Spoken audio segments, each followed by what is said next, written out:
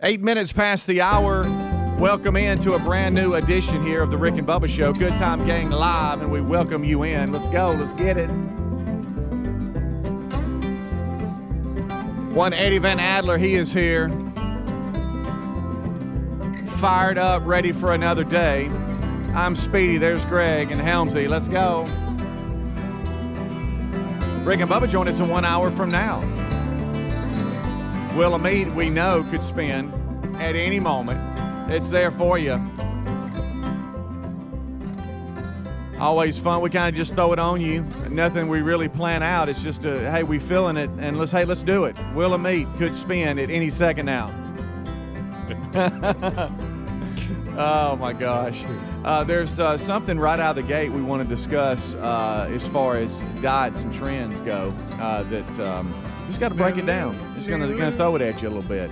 There they are over to my right, Mr. Greg, Burgess, and Michael Helms. What's up, boys? How are y'all? Y'all good? Good. Yeah. Fire It's a day of celebration in my world. Okay.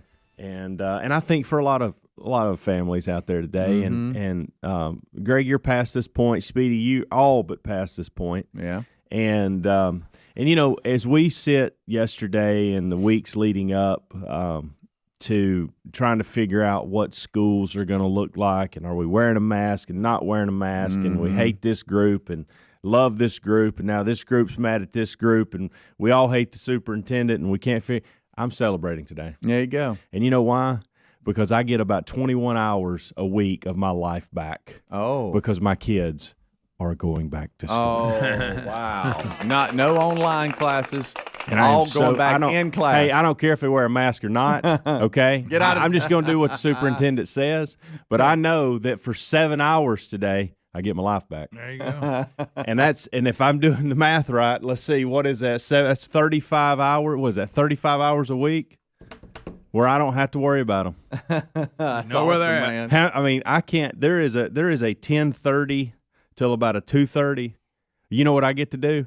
Whatever the heck I want to, and that fires me up. And I know there are some kindergarten parents out there right now. Sorry about that. Their first kid, Yes, or maybe their last kid that they're struggling with today, or later on in the week whenever they start school. Right. And I feel for you, and I get it. But in like 3 or 4 days, you're going to be over it too, and you're going to be excited, and you're going to realize, wow, so my day is back, my freedom is back. If anything, it really helps. It's more of a organized schedule where Yes. you know, because when It's the a matter of kids, a good routine. yeah, because when the kids are home, especially if you have multiple kids, it's hey, what's going on? Anything can change, yeah. We got people going everywhere. At least from this time to this time, they're in school. Yes. And hey, I can get things done. Whatever.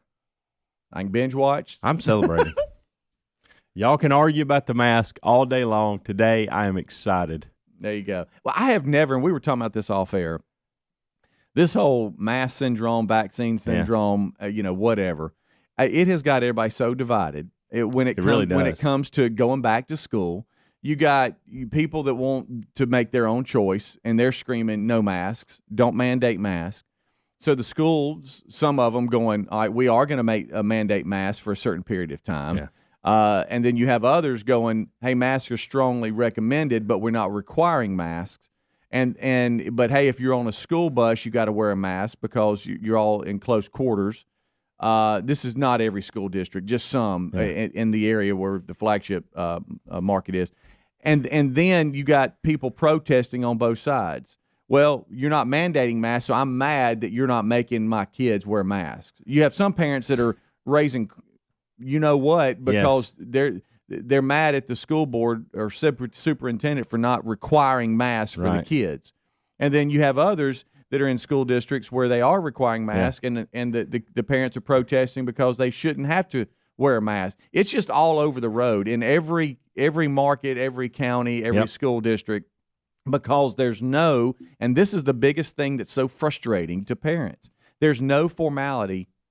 And I know in Birmingham, they're not doing what they're doing in Portland, thank God. Right. Yeah, big difference. In a lot of different areas. But so I'm not saying everybody ought to be the same, but there's just, it's so funny how science is different depending on what county you're in. I mean, within a 3 mile radius. Shouldn't science be science? Yeah. It should. Yeah. You would think. Yeah. So, but over here in my can't seem county, to I get got information you don't have. So this is what I'm ruling.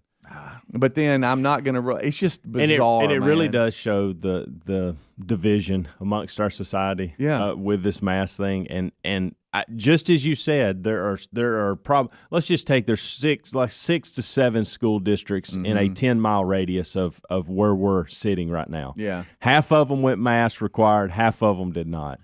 And you can't make everybody happy. So what I did was I just sent the superintendent an email, an encouragement email. I don't really care what he does. Hey, I know you're making the best decision based off what you've been put in front of you. This is not something you dreamt up overnight. Y'all really put a lot of work into it, and I'm just glad you're getting my kid back. That's what I'm excited about. Bottom line. We don't have a whole lot of proof that kids are just passing it around left and right. That's never been the case throughout this thing. And look, if that is the case, then we'll shut schools down. We'll wear masks. We'll do all that for a period of time that we need to.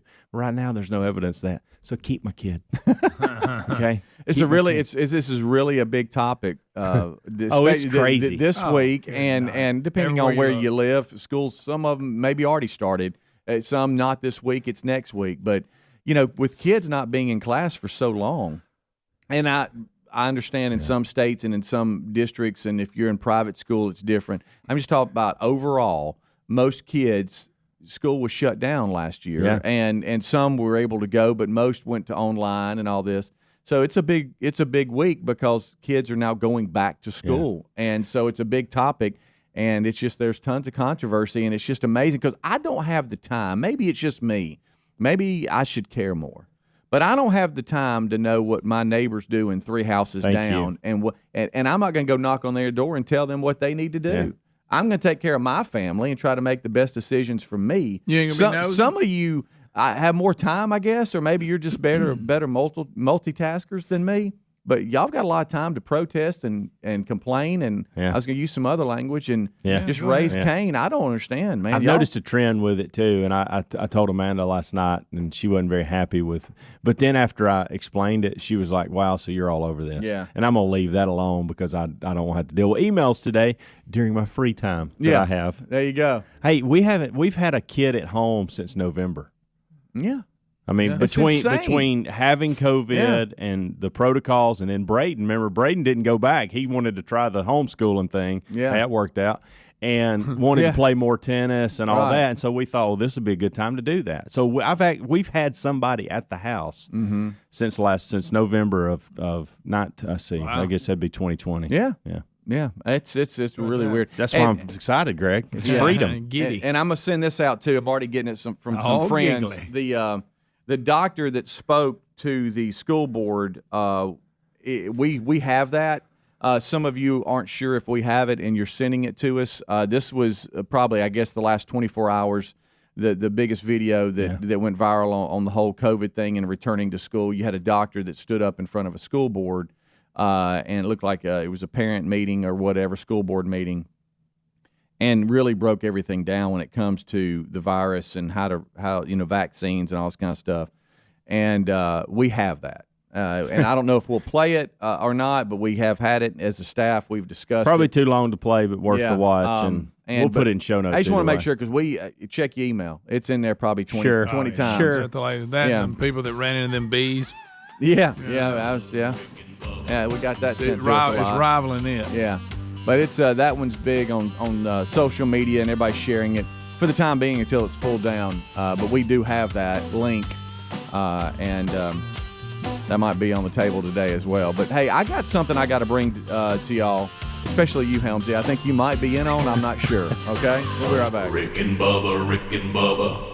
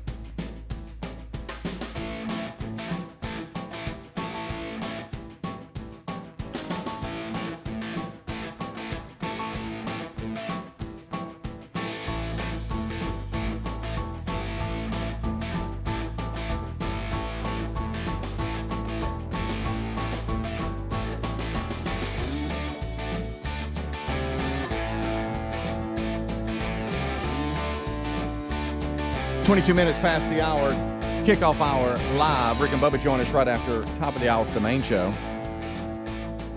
Eddie Van Adler here. I'm Speedy. There's Greg and Helmsy. It's the Good Time Gang.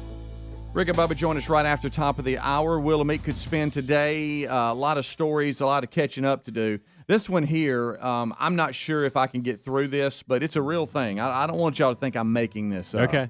But you know how, besides everything else we got going on, would y'all not agree that dieting, eating better, trying to do better, whatever, that's a big part of a lot of people's lives, right? They battle that every day. They do. And so everybody is looking for the next best thing. Hey, have y'all heard about this diet? Have you, and really when it comes down to bizarre. it, the only things that work are complete life changes when it comes to lifestyle changes, eating habits, exercising. It's a complete, hey, this is what I got to get. These little, hey, I'm going to try to do this for a short period of time, they really never work because you get burnt out on it and it just doesn't work.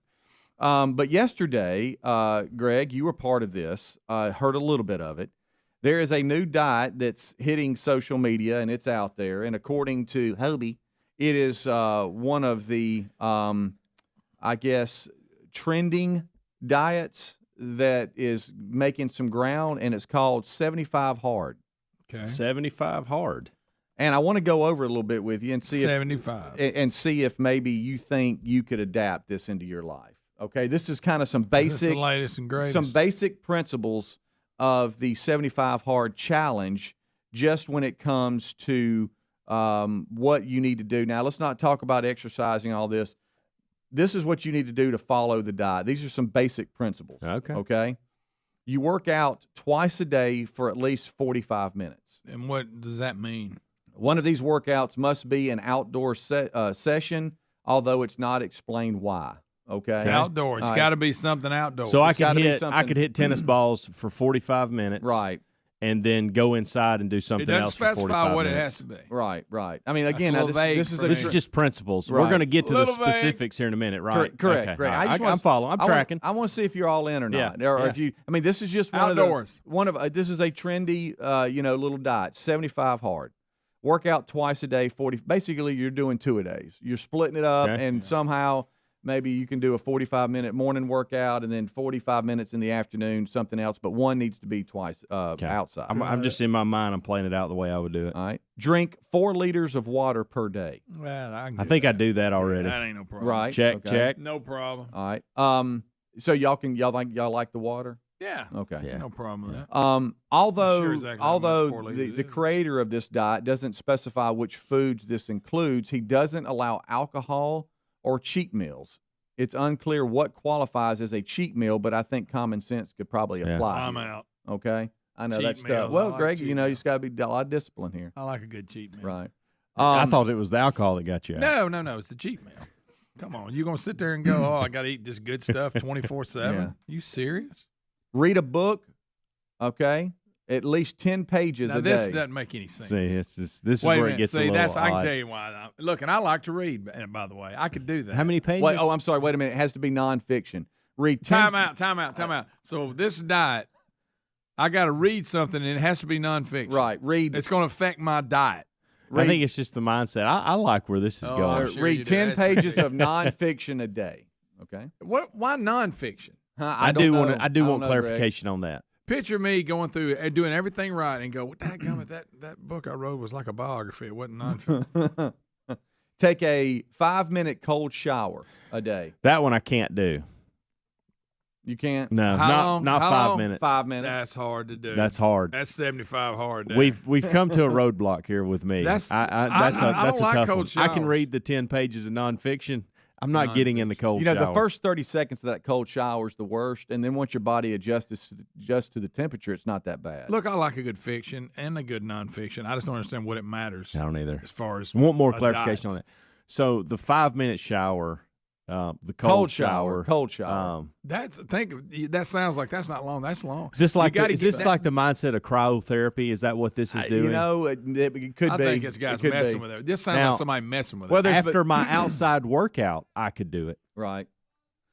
Go immediately and do that. Right. Now I could if that would work. Nonfiction. Right. Has to be something real. I think the creator is Andy Fricella, I believe.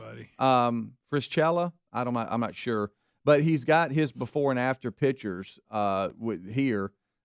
He also wants you to He'd take. look better if he read a different He also book. wants you to take progression pictures every day.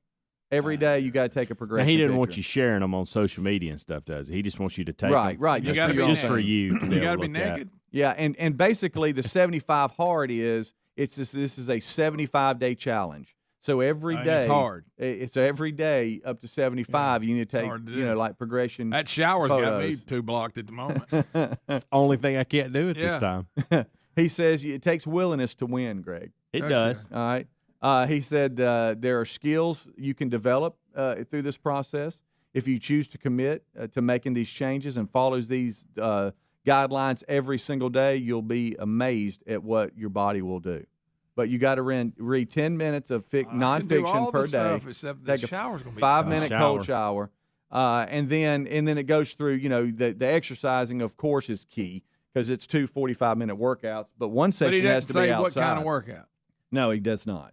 He doesn't say you Well, have to run or do a certain amount of cardio. It's just you're working out, doing something, and one of And the then two workouts do you read per your day. book between the workouts? It doesn't say, but I know I see a lot of people, and I don't understand if you're jumping, like when you're walking and your head's off. How do you read while you're on the treadmill? I couldn't. My eyes would lose That the one line lady, I'm on. she's always doing that. Yeah. Are y'all in? What do y'all think about 75 hard? As long as I can remove the shower, I'm in. Rick and Bubba.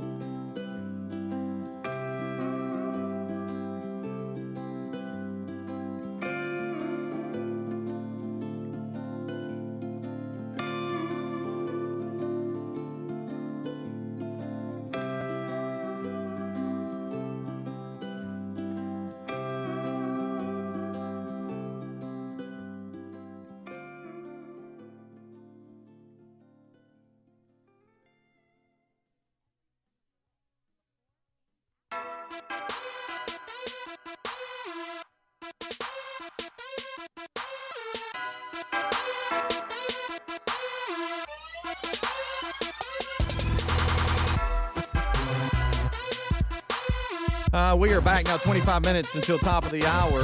Thank you so much for tuning in. The number 866, We Be Big.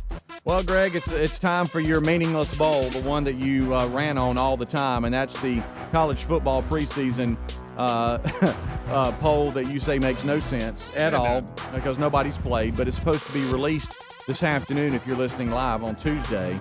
I don't know if y'all realize this or not, but college football is about to start. It is.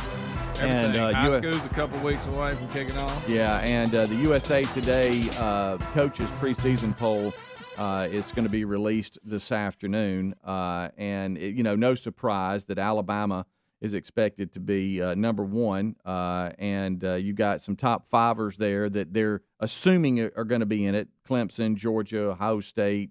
Then you got Alabama. Some of the normal names that you hear. It's not going to be surprising to anyone. Yeah. It's just going to be interesting to see. It really is on how all this plays out and what teams are going to surprise us. Big news, of course, Oklahoma and Tennessee coming over to the SEC. Of course, a lot of people are confused. That hadn't happened yet. I mean, it's official that they're going to come, but it's not like this year they're in the SEC. No. That's going to take a minute to do. Did you say Texas or Tennessee? I think he said Tennessee. I'm sorry, I meant Texas. Thank you for catching that. Texas and Oklahoma. Here's why I even brought it up because we all know Tennessee's in the SEC. I know. Well, I wasn't either. That's why I asked. No. Yeah. Oh, lately they hadn't been. That's Greg at Rick and Bubba. They haven't participated very well. That's Greg at Rick Are and you Bubba. sure? Yeah. I thought, did I just hear Tennessee? Yeah. No, I thought I did too, and I was the same way. I went, I don't know. Well, you know what? I'm glad y'all were listening. Well, we were happy. Because a lot of times we'll say that and none of us will catch it, and I'll get an email going, did you just say? Well, and that's what I was trying to say. Right. So we'll see how all this plays out, but that's that meaningless poll, Greg, that you start ranting about. That, hey, why are we doing this? Let's wait till a couple weeks in, and then let's start ranking everybody. Are y'all Hard Knocks fans? Yeah. HBO's Hard Knocks. I like it. I do like it, but it's hard for. I guess is it HBO? Mm-hmm. Yep. Now that I have HBO Max, I guess I'll be in because I'll be able to watch it. Well, it premieres tonight on HBO Max, and it will feature the Cowboys. How about them Cowboys? They are the first team to make 3 appearances, and will feature the 5-hour-long episodes leading up to the opening week of the NFL season. They also appeared in the 2002 and 2008 Hard Knocks. So, America's team. Are they still America's team? Yes, absolutely. I know they're the wealthiest team. Yes. That number they're came worth out. a lot of money, no doubt about Forbes had that number. What were they, 6-point-something billion? Billion. That's a B. That's a B. So viewers can expect to see Dak Prescott, off course, prominent role from general manager and owner Jerry Jones. He'll be in there, but it'll spotlight the team and the preseason workouts leading up to the season. So those are some things you can look for on the old tube. I always today. find a character in an organization. Mm-hmm. Maybe it's not a player or a coach, but just somebody within the organization that I like during this. That'll be a behind the scenes guy that I'm like, I like that guy. And we would have never known about him until, the behind the scenes look. Well, this Hard Knocks is one of those things like last year with I think the Rams. Yeah, it was Rams. I'll be like, man, I'm not going to watch that. But if I ever saw the first couple of minutes, I was in. I was in. All right, so I'm going to tell you guys this right now why I'm thinking about it. If you're on HBO watching this, I've got something else you need to watch. It's called The 100-Foot Wave. I've watched it. Have you seen that oh my gracious! I've seen it. I've seen it. I say I've seen it. Let me guess. It's about 100-foot wave. It's about a guy who's obsessed with big waves and surfing. Have no idea how they surf stuff like that. Have no idea. No idea. Have you seen the second episode? No, I just watched the first episode last night. All right, and really found it by accident. 50 mile wave, but I haven't seen 50 mile or 50 foot. 50 foot. 50 mile. How about that? Hey, Greg, this is right up your alley. Hey, it's really good. Really obsessed with wave. Yeah. How in the world do they stay on that board? How? Well, you got a lot of guts. How? Come barreling down. Hey, by the way, the guy dropping him off and picking him up, he's pretty important too. Well, and think about when they didn't do that. When they didn't have jet skis, they go through that too, where they'd had this little boat when they would do it first, and they just did that one day. They were like, you know what if we took the boat out here and did that? But before all that, they were just caught up in it and had to get out of it or they died. Guys, when they're falling, kind of like what happened to Bodie on Point Break. Yes. Yeah, there you go. You're right, Greg. Hey, when they drop Bodie, them off on that Sea-Doo, and I mean you got to get to the peak of that wave. If you get over on the other side, you're gone. And they show some footage where some Sea-Doos didn't fare well. I'm talking about just there they go, ugly. like falling out of a 6-story building. Boom. I've never been surfing. I haven't. I've never even been on a surfboard. You know, and I know It's something Adler, I'd like to try. I know Adler skateboards, and so I was watching on the Olympics the skateboarding, and where they come up and they're doing all the tricks and everything.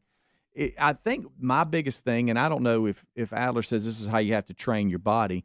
You have to allow your body to go where you know it's going and not try to fight it. And you know what I'm saying? It's almost like just be committed to leaning forward on where you want to go, and you're not there yet. But I don't understand this whole the surfing thing. It's wow. Hey, Greg, the waves, they look like a little ant in the wave. And all of a sudden they come out of it. They find this place in Portugal that has never been surfed before. Yeah. And such a dangerous area. And of course, they spend years there, like trying to figure out, okay, why are the waves like this? How do we get a jet ski in there? How do we surf it? And without it killing us. Without it killing, and it's amazing. Well, I mean, and they're sitting there watching it, and the waves are destroying. Just the rocks, everything. It's just like, how in the world would you even get in that? And they're like, okay, I see what we need to do. And they figure here. it out. Yeah. Just think somebody the first time went on. Here we go. Yeah. Hope this works out. Yeah. Wow. And they pull in 100-mile wave. big wave surfers from all over the world to come help them and be on their team. Yeah. It's pretty cool. But that's an HBO Max docu-series called The 100-Foot Wave. That's didn't know that was going to be a part of my life last night. You want to know what else? I just got caught up in it. Have you ever seen the insides of like China? Like the cities and what they look like. No. Smithsonian Channel. Here he goes. All right, so I didn't know I was going to find myself here. It's very interesting. He loves stuff like that. It's very well. It's interesting. It's of interesting and scary at the same time. Oh my goodness! Okay. Scared. Can't be scared. Paramount Plus. All right, so Paramount Plus is one of the streaming services, and they own a number of channels, right? So part of what they offer is you get the Smithsonian Channel. Well, with that comes, I first got it for big cats, like these African, safaris and all this. Anyway, you get to go and I think it's called either China from Above or China from the Sky or something like that. That's where it flies over. Well, it's not really an aerial America feeling, but it shows.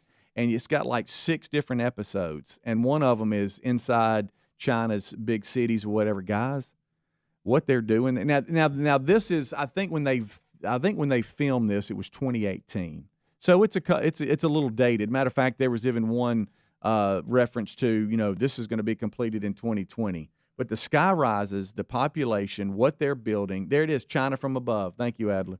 It is unbelievable. Terry and I got locked in, and we watched a couple of episodes. We had gone on and just was trying to find something, and we actually came up on that, and I'm like, what is this? So we had it on as we were doing different things. Before you knew it, we were sitting down. And what I say it was interesting and scary, it's interesting because I had a visual of what I thought China, some of the bigger cities look like, and then this has nothing to do with what it really looks like. And the reason why I'm scary is because they're really trying to take over the world. Yeah, they are. Yeah. Guys, what they're building and the amount of ships that they're producing and the industry and the advancements. They're getting after it. And Terry and I said, and you know what? We're just trying to, we're debating everything, trying to break each other down and arguing, being split on every topic. Bubba you can tells even you bring it up. H&D, Hey, discontent. Let me tell you, though, they don't ask about how you feel. I mean, they'll put a windmill in your backyard and not even ask about it. Yeah, not saying that we should be like that. No, I'm just saying. I'm just saying we're going there's one way of thinking, and even if you disagree with it, it doesn't matter. Yeah. We're going 2 different directions. They're all going here. 75 hard. Mm-hmm. Oh, yeah. Hey, guys, I really suggest just thought I'd get that in checking that out. Again, it's a couple of years old, so it's not like this China from Above. This is breaking news or something. It's just How many different places have you seen from above? I had visualized what it looks like. I had visualized what it looks like. guys, the cities, how big they are, Oh, the it's- millions of people. Yeah. A lot of folks. Oh, And I just got to say, no one. Never mind, I ain't gonna say it. I mean, no wonder viruses are spread. I mean, there's so many people, y'all. I want to say this, and I could be wrong. What do we have about? I know Biden said it was a little long. What do we have about?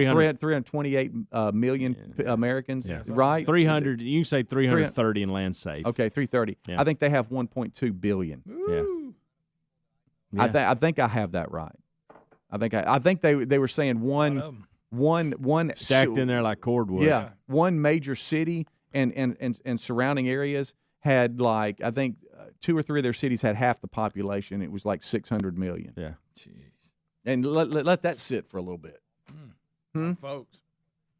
Extremely focused too. They are. On where they want to They go. really are.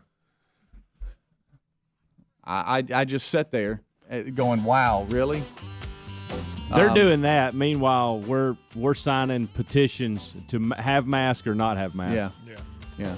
And you know, Drama. How about all you Drama climate queens. You climate changers? You might want to go check out China. I mean, sometimes you have to wear a mask because of the pollution outside. Yeah. Rick and Bubba, Rick and Bubba.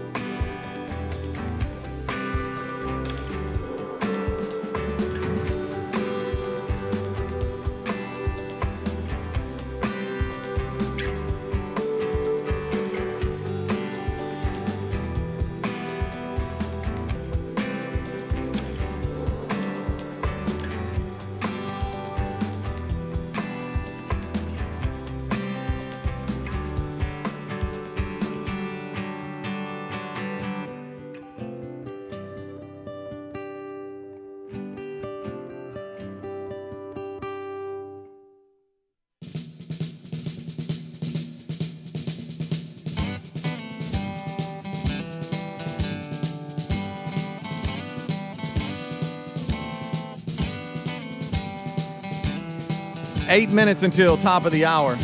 Come on. 8 minutes. 8 minutes till top. Rick and Bubba join us right after top of the hour. I wish you were. All right, Helmsy, your mic is up, kid, as y'all do your sideshow. And, you know, the other day you sent me a Marco Polo and you were walking through the garage and I said, oh, look at him with his Raycons on, huh? Yeah, baby. Like you like it. And right now you can go to buyraycon.com/Bubba and you can enjoy the Raycon wireless earbuds like Helmsy is. And Helmsy, I think you jump. I don't all leave the over. house without them. Love these things. I mean, you're listening to audio and music both, right? Yeah. Because you go podcasting and then you might throw on some tunes. Who knows? Yeah. Depends on what kind of mood I'm in or what I'm doing. No matter what you're doing or the soundtrack, the wireless earbuds from Raycon are the best, and they're a lot less expensive too. Right now, they have a 32-hour battery life, so you can listen to what you want when you want for a long time. Don't you hate when the battery's like it doesn't even last, and you're like, really? So join us right now and give them a try. Save 15% right now at buyraycon.com/Bubba. You'll also get a 45-day happiness guarantee, so you really can't lose it right here because you'll get them and be able to use them. And if you don't like them, send them right back. The buyraycon.com/Bubba discount is 15%. 15% off your order of premium wireless earbuds. So buy them for yourself, buy them for your kids, your grandparents, your wife, your husband, whatever the case. Check them out, 15% off right now. Great deal at buyraycon.com/Bubba. You can find a link at rickandbubba.com under the sponsors button. Keep mine in my ears a lot. Yeah. Matter of fact, I even have to tell the kids sometimes, hey, listen, Daddy's about to start getting after it here in the house. Laundry, dishes, picking up, straightening up. You're going to have to do some outside. If y'all need me, you're going to have to, like, get my attention. Like, you're not going to be able to just say, hey, Daddy. Right. Because I'm not going to hear you. Because I got my Raycons in. I got a geeky question here when it comes to earbuds. Okay. All right, so if I have mine in, every now and then my iPhone, that's what I have, tries to tell me how loud it should be. The iPhone does that with a lot of stuff, and I don't like it. And my volume goes up and down on all kinds of things. And it'll go whatever, and I'll look like I got a notification, and basically it's saying, "Hey, DA, turn it down." Yeah. Well, it's none of its and I don't business. want it to tell me what. It's my ears. I don't like okay, that. don't quit being my boss. And I went and I Googled it. I thought I did, and I was like, "Hey, how do you change this in settings?" And I went through, and I was like, "Oh, I got it. Turn this off, turn that off." And I'm like, "Okay, get out in the yard." And I get it. You got lawnmowers and weed eaters. That's loud. Then you got your music. It's loud. And you also hear. It's a different volume when you're mowing or blowing Yeah. versus picking weeds. Right. That's actually what Greg says. That's a great That's quote. a good way to put it. It's different volume when you're. Mowing or blowing That's or it. picking Blowing or weeds. Picking weeds. That's There's right. Difference. That's right. And I don't. How do you change that? Just email me, Greg at rickandbubba.com, So it's still and let me doing it? know. So it's you changed the settings. I changed the settings. I thought I don't know why it does I that went crap through and I anyway. saw like I got it. Quit being my boss, iPhone. Listen. and then the next day I'm out and it goes turn down, and it'll turn it down for me like See? straight up I like know. This- like it's my mama I'm or something. constantly having to do the volume on my phone because Yeah. it tries to tell me what to do. The iPhone ain't my mama. Let's see. So settings, haptics. Why is it doing that, sound. Greg? I'm telling you, Sound and I wish haptics. I had my Android back. You do? Yeah. Headphone safety. Yeah, See, like maybe that's it. That's I don't know. it. That's what it is. To protect your hearing, your Safety. iPhone will measure headphones. See, mine's off, so mine doesn't do it. So go to That shouldn't even be on there. go to your settings. shouldn't even Go have to to- sounds and haptics. Okay, hold on. You're talking too fast. I'm sorry, y'all. I apologize. Yeah, I Sound actually and turned mine haptics. off. Got it. And I then need to talk about some Headphone happy. and then safety. headphone safety. Got it. And then there's two options there: reduce loud sounds That's and off. headphone notifications Where's headphone notifications at? above it. I don't see that. You don't have both of them. Hmm. Oh, that's weird. Yours looks different than You mine. and I will talk more about this Oh, off I air. think it may be because yours is on. What do you mean on? Yeah, that's what it is. What? So yours, I'll show you. Can you scroll down or can you turn that off? I don't know. So that's what mine looks like. Here's my phone. As we just are meeting on air, I thought Yeah. it might be I like it. I think an we're easy helping a lot of discussion. people out. But it's straight up. It bothers me. Lightning 'Cause- adapters. I don't know what that means. Well, you got all kinds of good stuff on there. Yeah. Good for you. So thank you, Helmsley. I appreciate I think that. I now have to go into your notifications and turn this off. Oh, since this okay. is- that's All what right. this is. Have you seen that President Trump has just designed a brand new MAGA hat? Oh, new one out, huh? He Does it look better unveiled than that fine first one. He unveiled the new campaign baseball cap that offers he offers to sign it for supporters for $25. All right. Now he has not announced that Have he's you going to ordered run yours? in 2024, but it is it's a fundraiser. Yeah. But boy, I tell you, MAGA's pretty loud here. That's a big it's right there that's some big On the letters. front of the hat, isn't it? Yeah, and he'll sign it too. $25. How many you think? gonna get? He'll sign it for $25. Say, Huh? how many you gonna get? He's always a little bit protective of Trump. I wish he would have went with Bubba's captain's hat. Well, it's at it the was house. close. It's at the house. I mean, JC, I could not. I'm talking believe about it. Trump. Put yeah. MAGA on the captain's hat. Yeah, That's true. yeah, With the yeah. Yeah. The one gold leaves the on white it. one he would wear was very Captain Hat like. It was. It fit really about close. like it. Yeah, it's really close. I have no idea what he's doing to my phone. I right can't now. find where to do it in the See? notification. Just let So I'm your not phone crazy. be your daddy from this point. I guess forward. so. That's I all. guess so. so. It wants to protect your little ears. Yeah. because it's worried about you. Right. I'll dig. Can't hear. Let me but dig a little thanks. further. And see, I thought I was serious. So Daddy. you're so dumb that you don't know how loud you want your music. Yeah. So it's going to tell you. right. I See, think so your reduced loud sounds is off. Yeah. That's See. weird. But it keeps telling me it's like it's controlling, which, by the way, totally freaks me out that it's controlling my volume, see. and I don't want it In to the be break, I controlling. needed it I back. know, it I makes think I me figured mad. it out. Huh? It was kind of creepy a little bit. I'm Yeah, like, what do tell you me mean what you're to telling do. my phone, I turning tell my you phone what down? to do, phone. Phone's in my pocket. I'm not touching it, and it's turning it down for me. Yeah, because you're too dumb to know.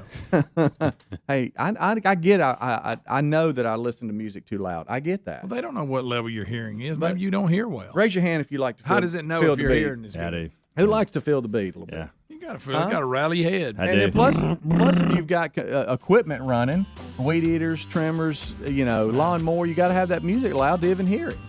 Pretty much telling you what to do. It All I is. know. It is. It is, and it's telling me to like it too. Yeah, it is. I can't do anything It about says it. you can't stop it. You can't turn me off. Well, never mind. I got a great line. I'm just gonna go on the break. Rick and Bubba, Rick and Bubba.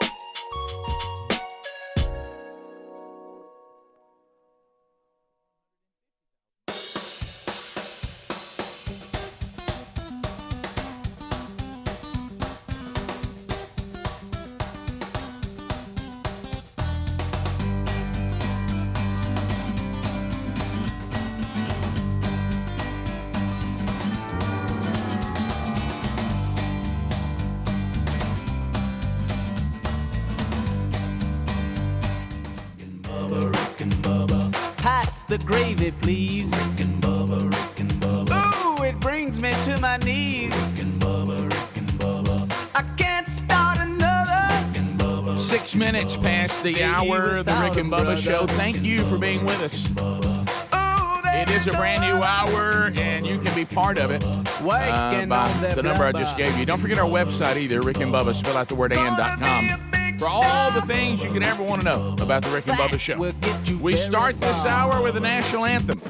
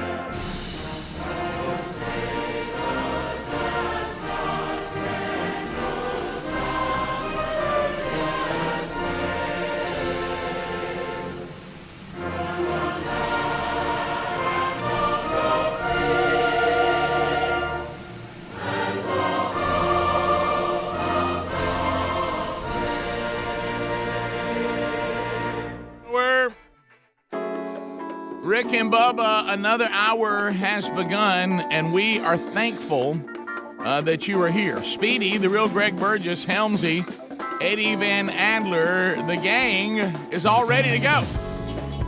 They give you a kickoff hour on the Rick and Bubba Radio Network, the podcast archives, the TuneIn app, live and archived on YouTube. However you grab your Rick and Bubba content, America's boldest radio stations, whatever it may be, Blaze TV, we're glad you're here. And we're ready to try to knock out another one. Wheel of Meat is in play. It's a brand new week, so Wheel of Meat hasn't spun yet. Look right there. Look right there. He's locked in and ready to go. The Silver Tongue one, the man with a golden voice, Professional Lunch Eaters Man of the Year, the inventor of pizza in a cup, Shakespeare's worst nightmare, and the master of the King's English. Ladies and gentlemen, put your hands together for Bill Bubba Bussey!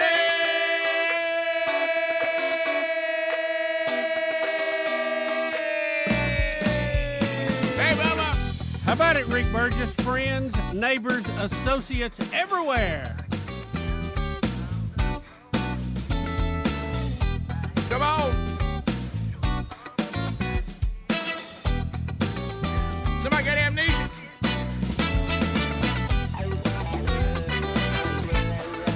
Let's go. Somebody say, yeah. Praising your name no matter what comes. Yeah.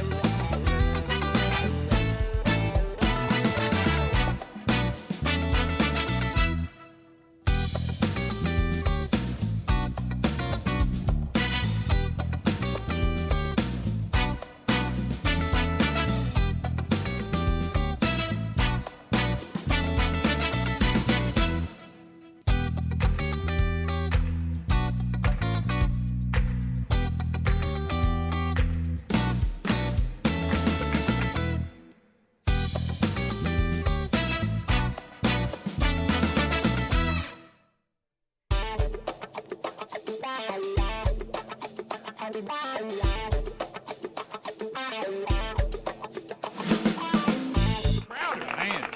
Come on. Tell me, is he good? Hello. That's a good one. That's that little snappy one right there. Fire you up. I like that new album, Milk and Honey, by the way. Crowder's brand new album. That's Bringing good. it. That's good. Milk and honey. That one and He Is a dandy tune. I played it too. Good album, by the way, if you got that one. I'd add that one. All right, so it's funny too if you've never seen Crowder. He's got an interesting look. Yeah, he does.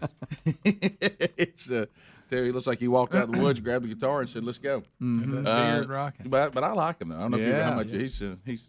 he's got a Funny, good style. too. He is funny. There he is, Bubba. He's ready to You go. know, I get there's a lot of Crowders now. Seems like in the news and singing Louder with Crowder. There's a whole. I mean, it seems like there's about 8 Crowders out there now. What is going on? One Is goes to colleges and argues That with family, people. that family is it's kind of blossomed or something. Yeah, hasn't it it? is. Well, What's up? With Crowder too? It gets complicated because at one time it was the David Crowder Band, Right. and then they shortened it to Crowder. Right. So I think sometimes you'll bring in a Crowder that's really the same Crowder. Right. It- Right. it- Yeah. Well, that's why I'm yeah, a little yeah. confused. And then you got your Blaze Crowder, and that's a different Crowder. Yeah. I don't know And if if I you don't know say if he's louder with Crowder, Yeah. you think is that music or is that politics? Oh no, he's arguing. Yeah, I get they both Change his mind. Yeah, they both can draw a Crowder. So anyway, Both seem to be doing pretty well. Yep, they're doing good. Yeah, Good they stuff. That's a good song right there. That's one of them. Have you? But anyway, so we'll try to unpack another day. Good gracious, I don't even know.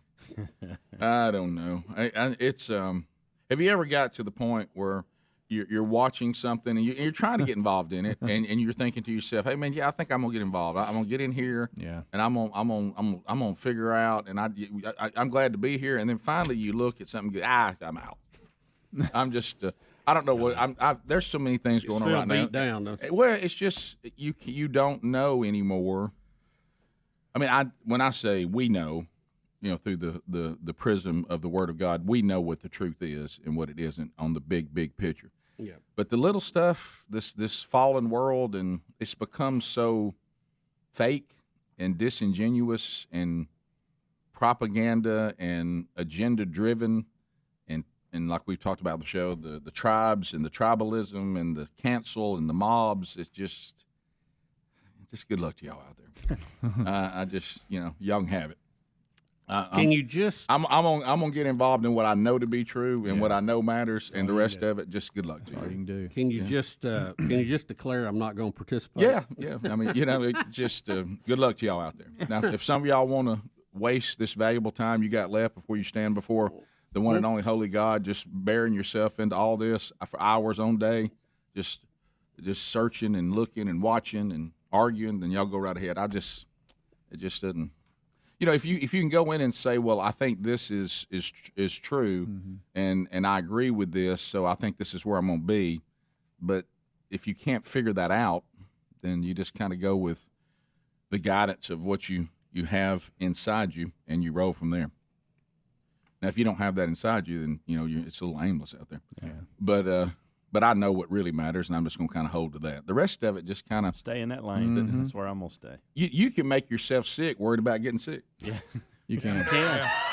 Yeah. That's a fact. So just and look and I don't know how it may all end for me, and that's all right. I mean, it's I'll be all right then too. Yeah, living is a lot more complicated. Yeah, Yeah. It's almost like you being in a miserable situation, and somebody saying, "I tell you what, if you don't act up, I'm going to take you out of this miserable situation." You go, "Man, please don't do that." Whatever you do, don't do that. But I do think that's part of it. I do think the great I am is making us fall away and not be so in love with this place. Sometimes that's a kind thing to do. Say, I'm going to be getting rid of something, so I'm going to start making you less and less in love with it, so it won't bother you so bad when I do it. Yeah. 15 minutes past. More Rick and Bubba coming up next. Rick and Bubba, Rick and Bubba.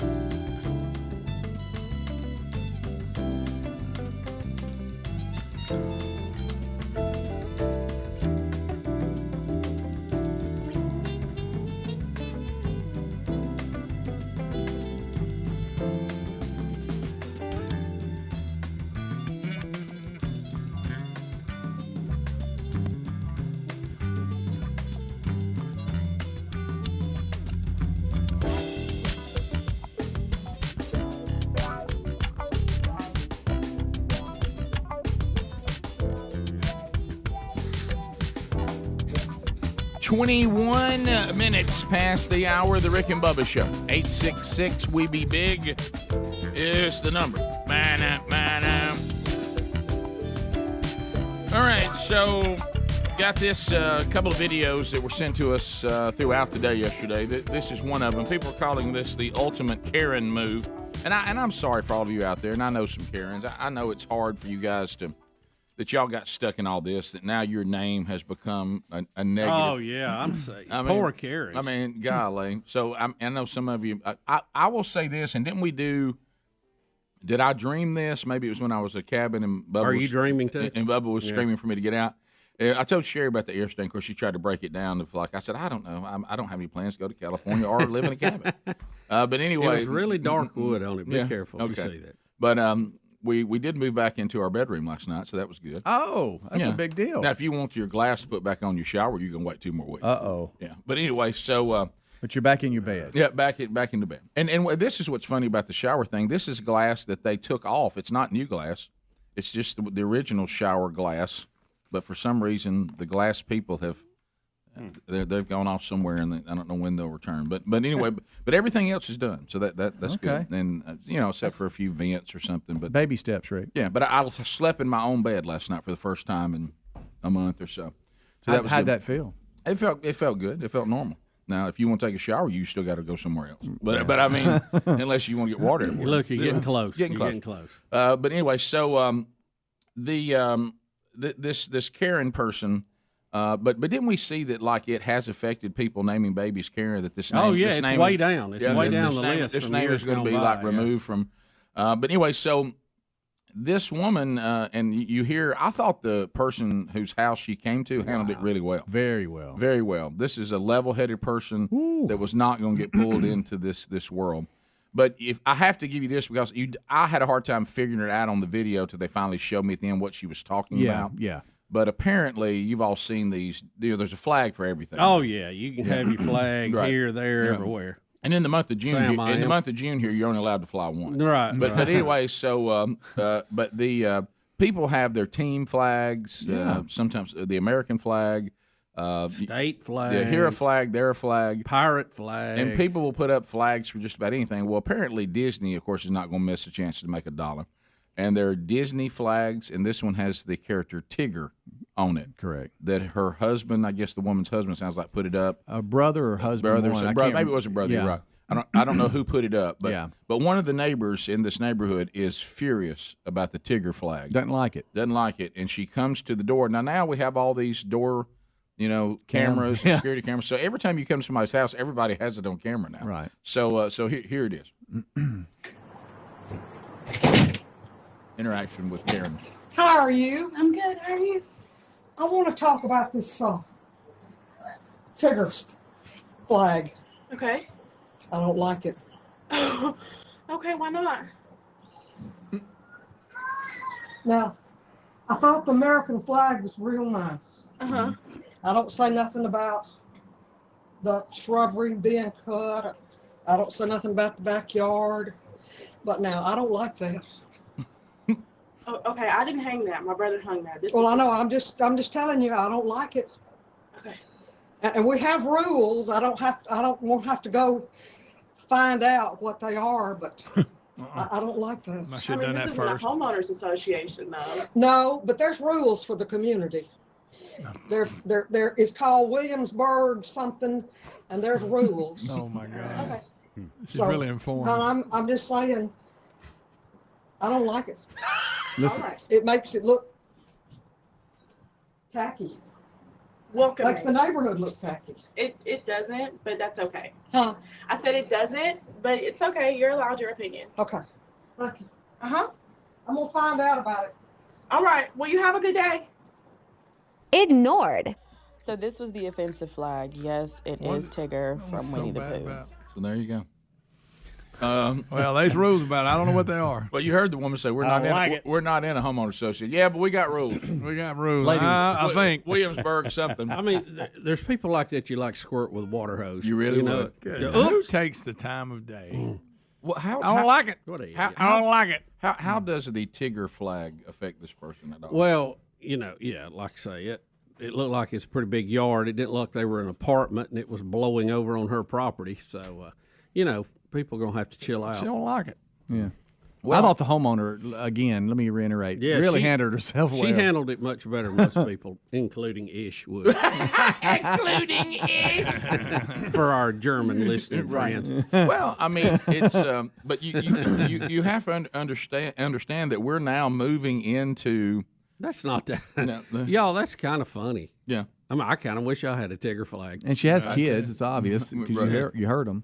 Now tell me. I mean, did you hear though? Karen let you know, and I'm using that as an adjective. That's not really her name. I don't Sorry, guess. all Karen. Sorry, Karen. But she's letting you know. Now, look, I've let the way y'all keep your shrubberies go, and I ain't said anything about this backyard.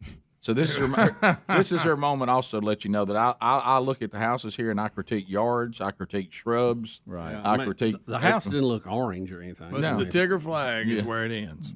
Got to go. Hey, I must be a pretty good neighbor the way don't- she handled it. yeah. You know. Hey, I don't like it. I don't like it. And Rick came on the property, knocked on the door, standing on the front Well, porch. you know what? And if she wants to do that, I mean, it's as Bubba said, it's probably not. I wouldn't advise it, but I mean, because you may encounter somebody that's not as kind and nice as this neighbor. Right. But I thought she handled it well. The woman's obviously older that's upset about it, and wonder she's what trying to be respectful to her, which I appreciate that. I wonder why Tigger, why she's so mad about Doesn't like it, Greg. Greg makes her neighborhood look tacky, it. Okay. and she probably it's not really focused on Tigger.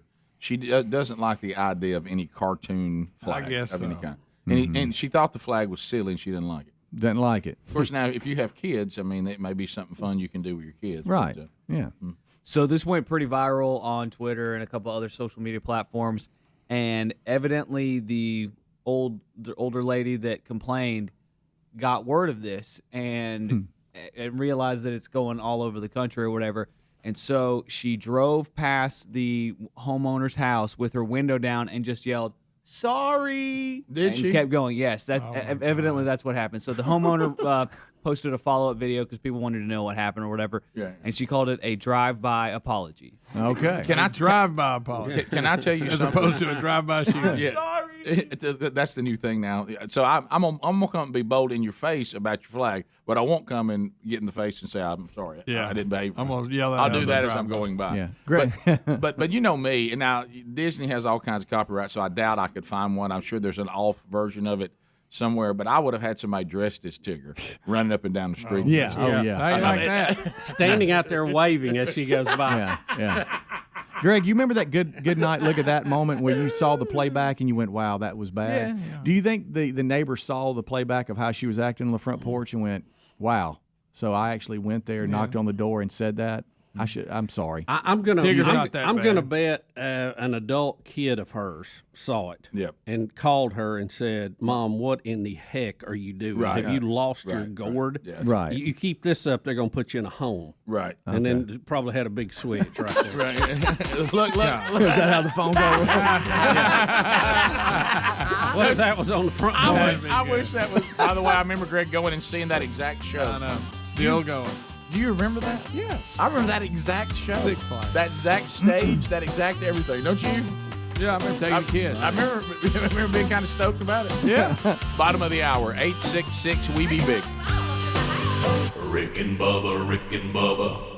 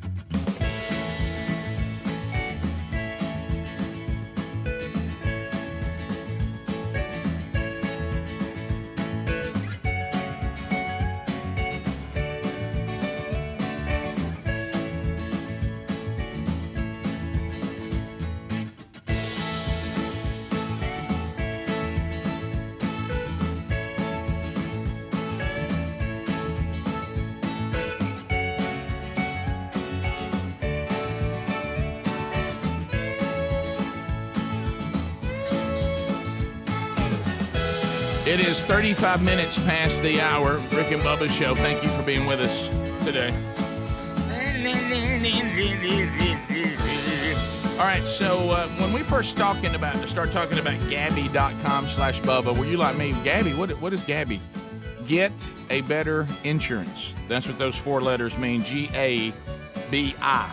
And if you're like a lot of us, you haven't put a whole lot of thought into your automobile or your homeowner's insurance, because normally you're sitting there, you're trying to get a mortgage, you're trying to get a payment plan set up, and somebody says, well, if you're in a state like ours that requires car insurance, I think most do now, but and you're like, all right, I got to get this done. That's usually about as much time as you put into it, and usually these insurance companies and agents are handed down generationally from one parent to their kids, and the kids do this and they hand it to their kids.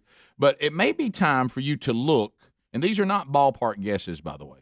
I know there's some services that kind of give you a ballpark guess. This is not. This is side-by-side actual comparisons. It doesn't cost you anything, that you can compare your car insurance and your homeowner's insurance, and you can compare it to other companies that will give you the exact same coverage and see if their price is just better. Average savings right now, right around $1,000 for Rick and Bubba listeners who have done this. GABI.com/Bubba. If you would like to find out if you're overpaying for your insurance, just simply, this will not take long. And there's no obligation for you to do anything. And they're only going to show you the policies that are the same or better than your current coverage. So they cut out all the fat and we get right down to the meat. You may be overpaying, so stop. GABI.com/Bubba. There's also a link at rickandbubba.com under the sponsors button, and the calculator and all that couldn't be easier to use. All right, so we have a Britney Spears update.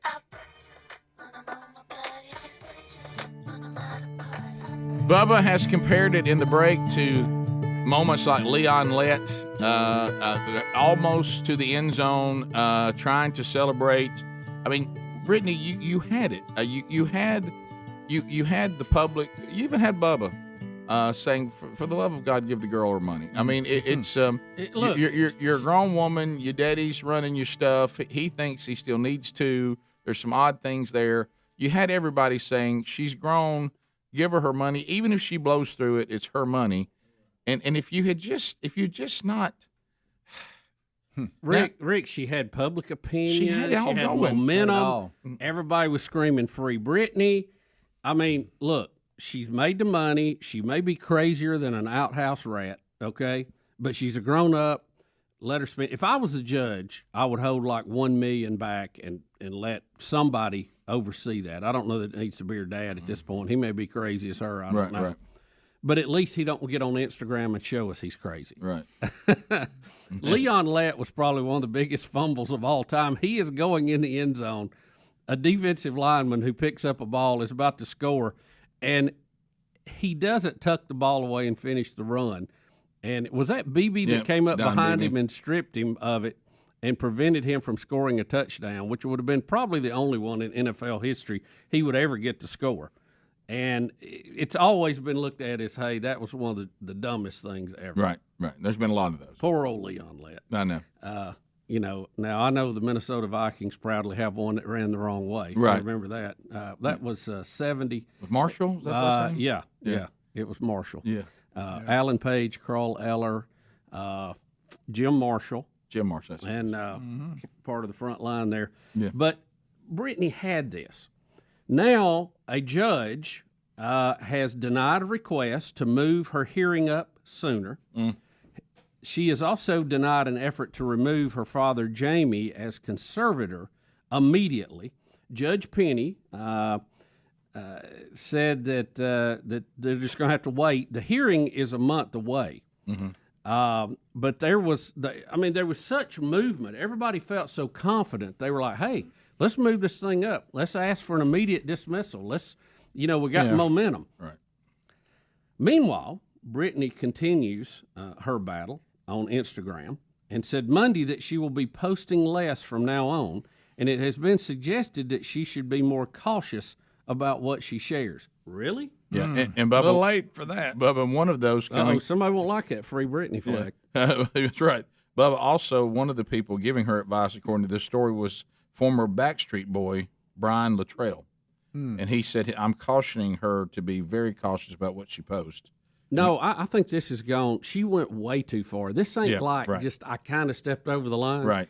Brian needs to advise her, let me have your phone. Right. That's true. Brittany, the only way you're ever going to get this is if you just shut up. We don't need you posting. We don't need you dancing at home. We don't need Keep you your in a shirt bar on. topless. Yeah, keep your shirt on. You have done everything to prove the other side's point. Right. All you had to do, you made this great thing. You felt like a prisoner. You were emotional in your testimony. You left and went to Hawaii with your boyfriend. That should have been it. That's all you had to do. Just stay off of that and don't show everybody you're an idiot. I will say this to Brittany, and it's what your friends are trying to tell you. She has a response here where she says, let me clarify. You only know the half of it. And for a lot of you who say I should be cautious with what I post, I mean, if you really think about it, all caps, with what I've been through, I believe I've been way too cautious. One day I will live on the edge. One day. This is not helping. Okay. This is not helping. Just that comment alone. If I'm the judge, Not helping. and I was ready to drop the gavel, Rick, and say, let Brittany have her stuff, just that alone, I go, wait a minute. Brittany, what do you, can you, see, she can't even shut up about shutting up. She wants to live on the edge, she says, and she will one day. Well, We you don't need. will. We don't need to give her $60 million to live on the edge. Sadly, Brittany, who is a great performer, by the way, and has done outstanding with what she does, is going to end up like so many of these other ones. They all think they can go out there on the edge and be nuts and survive. Michael, Prince, the list is long and distinguished. You whatever your genre of music, none of them do. None of them see 60, Rick. I know. Huh?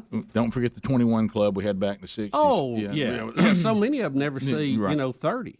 So, Brittany, I've been way too cautious. I don't think it's unreasonable for people to say to Britney Spears, hey, if you're trying to get to where you can live as an adult without your dad having to control your money and your worth, you have to, you just must not be on Instagram with no clothes on, no shirt on, saying, I can't wait to live on the edge. It's not boding well for your case. Brittany should have whoever her inner circle is and say, look, protect me from myself till this court case is over. Kidnap me, carry me to an island, and take my phone away. And if you do, you're going to get $65 million. We all have our version of it. You've heard it, Bubba. We've talked about it. We've prayed in that kitchen right in there. Lord, protect me from my biggest enemy, myself. Mesh. Yeah. Yep. Yeah. Let me tell you the biggest enemy we all face every day: ourselves.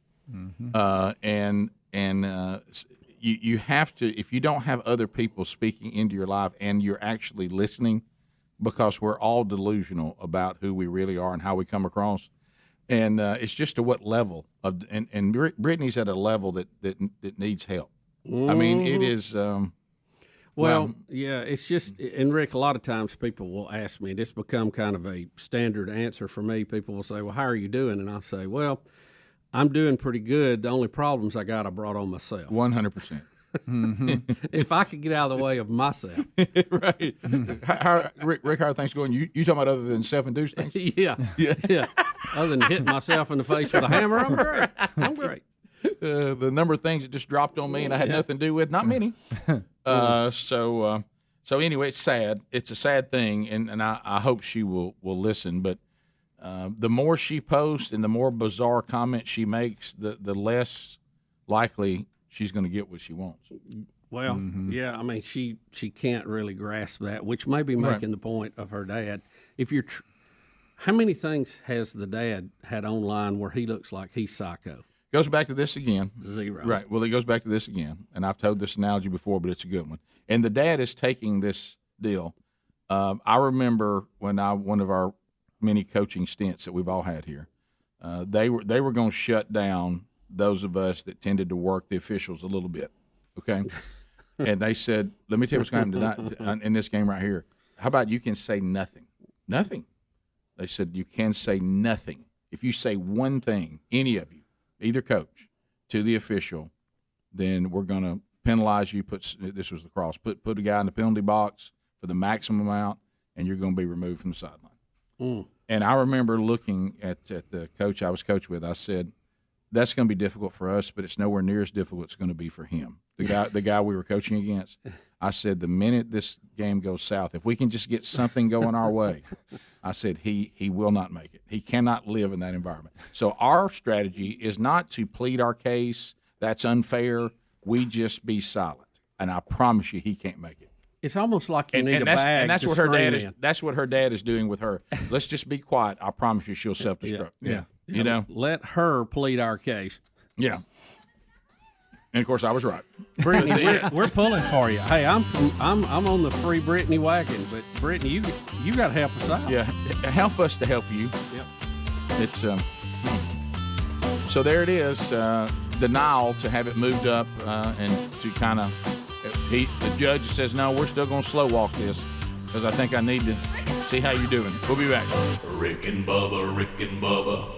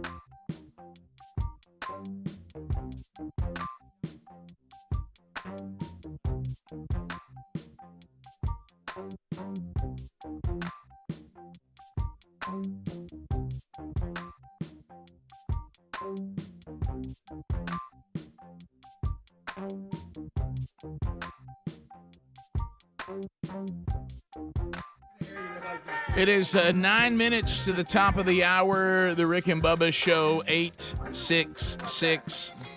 We be big. You got the Rick and Bubba Show, and we are thankful that you are here today.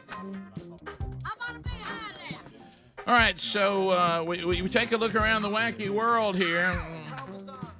Now look around the wacky. How bizarre! How bizarre! Ooh, baby. Ooh, baby, it's making me crazy. I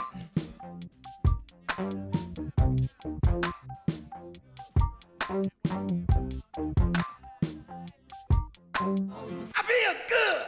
Well, this is. Is this true? You know, you never know. Matter of fact, I've had some people that are suggesting that even the Tigger video is two actors trying to get on social media. That really didn't happen. I don't know though. I've been around. Thanks, Greg. When nobody believes anything. That's on you, Greg. Yeah. Don't start it. Possible. Yeah. Don't say, "Are you serious?" Don't weigh in. Absolutely possible. And we are living in a fake world. Can we believe anything we see and hear anymore? Right. Not really.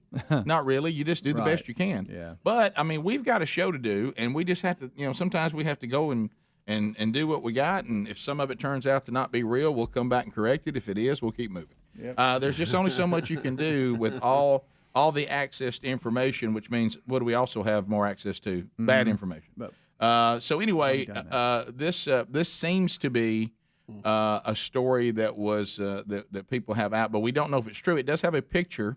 I'm gonna tell you this. This is not hard for me to believe. No. This is not hard for me to believe because we've had other stories over the years over people. We've had people be killed over food. Mm-hmm. We've had people be killed over ball games. Yeah. Right. No, you're all over I'm that. not making that up. No, you're right. True. You're right. Yeah. I've searched. There's not a written story on it. Yeah. But it's popular on social media and Twitter, which may not That's a bad sign. may not mean anything. Right. Well, this came from our buddy Granger Smith from his Twitter account, Yee Apparel, or better known as Yee. Right. Yes. Thank you, Bubba. Buddy. And really brought it in. There's. I wasn't expecting Well, y'all don't use that all the time. I started using it quite a bit. Yeah. Sound like Britney over there. Well, Britney, I've got my clothes on. right. Huh? Yeah. Well. That ain't that bad. Right. Yeah. And we're I ain't glad of it. dancing in the backyard doing cartwools. No, you're not. Not going to see that, as a matter of fact. No. You're fully clothed and flossing, my friend. That's right. Yeah. There he is, right there. So Y'all wait till the first time I'm on TV and I give y'all that. Y'all ain't expecting it. here, and let me tell you why I think these stories, even if this one did not happen the way it says here, I myself have been up front on the front row and have seen things like this happen. I will tell you that I got into a fight with some of my friends over things that were almost as bizarre. If you remember, Greg, that me and Stax went to blows one time over the fact he didn't think I loved trees. Yeah. Well, at the time, what? You didn't love Trees. At the Okay. time, I it didn't- seemed important. I didn't care about trees enough. Trees. And then it escalated. I mean, it was just like a passing comment. It bothers me you don't love trees. I'm like, we don't love trees. And so then we get into this argument that leads to, Greg, you and I nearly went to blows over Stormy Weather, the song. Yeah, we did. But anyway, And that was just a few years ago. Yeah. that wasn't that long. That was like 2002, I think. Yeah. But anyway, wow, that's been further along than I Yeah, thought, it's been didn't quite a while. Yeah. it? Gosh, you realize our last Fat Fest was 2003? How about that? That's been 18 years ago. But anyway, so the story Kinda fun claims to do. that an Alabama man from our home state of Sweet Home Alabama has been arrested Nose. for attacking his neighbor Greg. with a shovel. Why?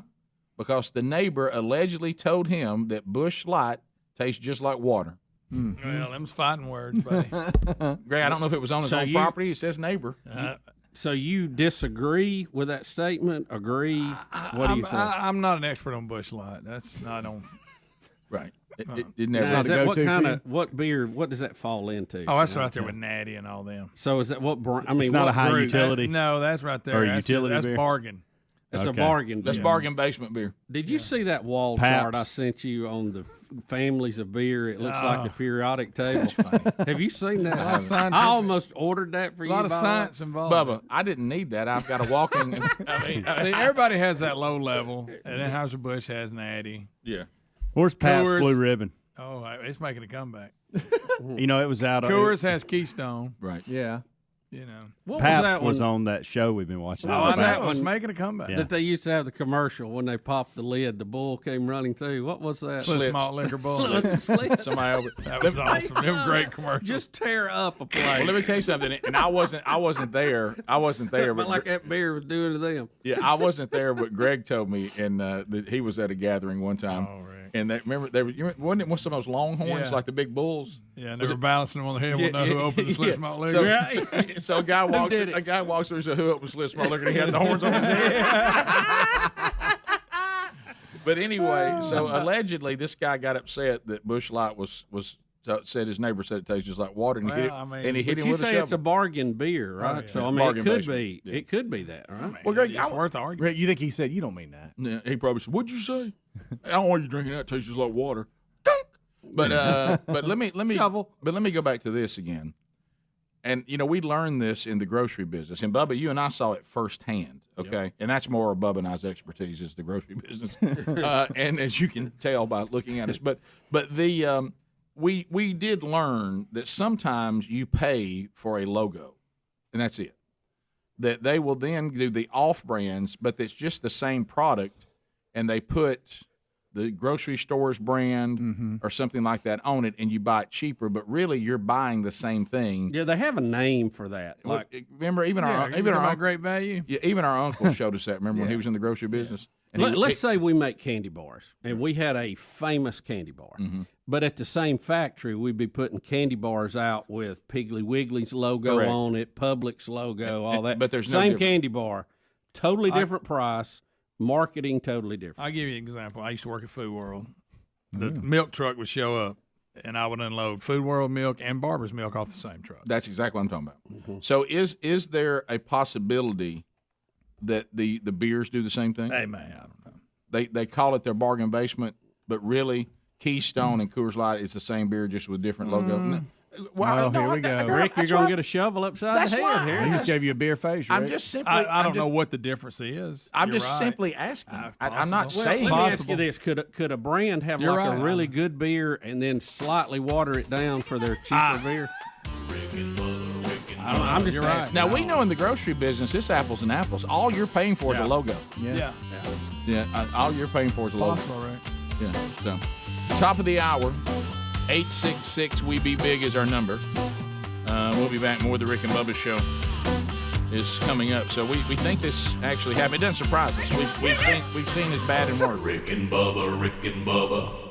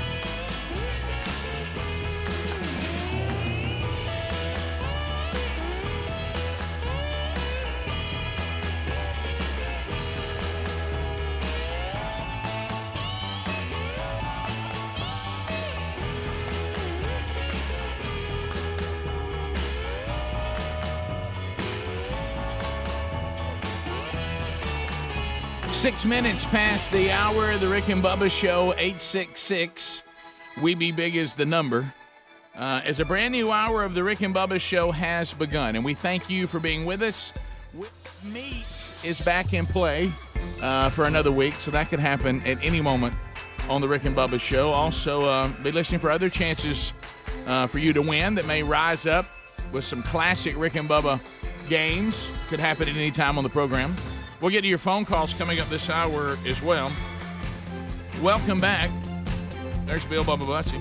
Rick, glad to be here, and thank all of you for joining us at the Rick and Bubba Show. Yep, getting emails and comments. Back.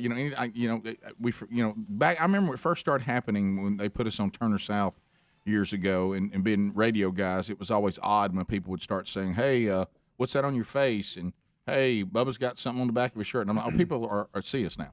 So anyway, those of you emailing about the shirt that I have on today, it's a brand new shirt from themanchurch.com. I have to credit Steve Farrar. Bubba, Steve Farrar, of course, was, we said, the dean of men's ministry. Mm-hmm. The point, Big Steve. the point man himself. Every man walking the planet should read Point Man if you never have. It's like foundational. If you are trying to look to who the Bible calls us to be, but it came out years ago. And of course, Steve is a great mentor of mine and has a great Bible study that is out there on podcasts too that I try to catch. I actually listened to him on the way in today. So, and as I do most days, but I remember the first time that he said this, and I give him credit for it. And I had never really thought about it before. And he was telling the men, it's a Wednesday Bible study that he's been doing for years at his church, and now through modern technology, they put it out on podcast when he's in a new series. And he made the statement to the guys in the room, and I have to agree, because, Bubba, you're 57, I'm about to be 57. But if you're much younger than us, it may be that you have grown up, and I've been doing this at his prompting, going out to the different man churches and events and stuff. Sometimes I'll ask, if you are, 56, let's say you're 55 or younger, raise your hand if you've heard anyone ever refer to somebody as a God-fearing man. And it is crickets. And I said, now if you're 56 or older and you remember you've heard the phrase God-fearing man, raise your hand, and it's usually about 90% of the room. So, by the way, the number of hands that go up of people younger than us, Bubba, is now the biggest number. Really? It's bigger. But anyway, so Steve Farrar said, this is a phrase that has left the culture. I mean, if you're relatively young, you probably don't even hear. When was the last time you heard anybody say? You say, "Well, tell me about so and so." And now let me tell you something. That's a God-fearing man right there. You don't even hear that phrase anymore, and I think a lot of it is because we don't fear God anymore, and we don't raise up men or women to fear God. And the Bible says that fearing God is the foundation of everything. You remember Greg Dad talking about this, and I joke about this a lot of times in conferences, that when he was in a place of authority, and it was different, it was about coaching and parenting, but he said, until my authority is feared, you really can't invest and change anyone. If they don't fear your authority, there's nothing you can do with them. Right. And so God keeps talking about that. So I thought, well, man, I was talking to one of the guys on Team Man Church, and he said, man, it'd be kind of cool to do a God-fearing man shirt and kind of see. And I said, you know what, that is a great idea. So, and there's a number of places in Scripture that talk about this, but it says God-fearing man on the shirt, and then we put Ecclesiastes 12:13 on it, because if you've never read this book before, I mean, here's Solomon who asked God for wisdom. He didn't ask him for money. He asked him for wisdom, and then of course God gives him wisdom, and then he doesn't use it. So and of course he writes this book, and I remember the first time I heard a man teaching this refer to it. I'd never heard this before. It's really his book of repentance, where he says, I did everything wrong. And so I've tried everything the world could possibly have to offer. I've done it all, more than you could. I love this. He said, God placed Solomon in a unique position to truly say, I've tried everything, because he could. Mm-hmm. He had resources to try anything he wanted to try, as much as he wanted to try. And he goes back to what Bubba said last hour about the Britney Spears of the world and the Michael Jacksons of the world and the Prince of the world. And I watched that thing, the guy that I didn't really know who he was because I never watched his show, that Anthony Bourdain. I watched this documentary on him. Mm-hmm. And it's just a story as old as time. I was given everything, and it turned out to be nothing, and I never could find peace, and I never could. And so Solomon goes through that same thing in his life, and he says at the end of the matter is this: all has been heard. Bottom line, fear God and keep his commandments. This is the whole role and the whole duty of man. Fear God and keep his commandments. Here Solomon says, I'll break it down to this. This is what life is. And so what we've done is we don't fear God a lot of times because we create a version of God that shouldn't be feared. You know, you've heard me talk, and I did this. Look, I'm talking about myself. Big man upstairs and all that garbage. You start calling him the big man upstairs. You don't fear. Do you fear the big man upstairs? I mean, and you know why we do that? We dumb him down to make him easier to sin against.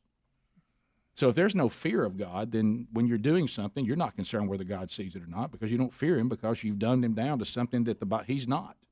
We need to understand that the God of the Bible is worthy to be feared. We should be in awe of him, but we also, I love when people try to even dumb that down. Well, now it's when it says fear, and I used to do this too.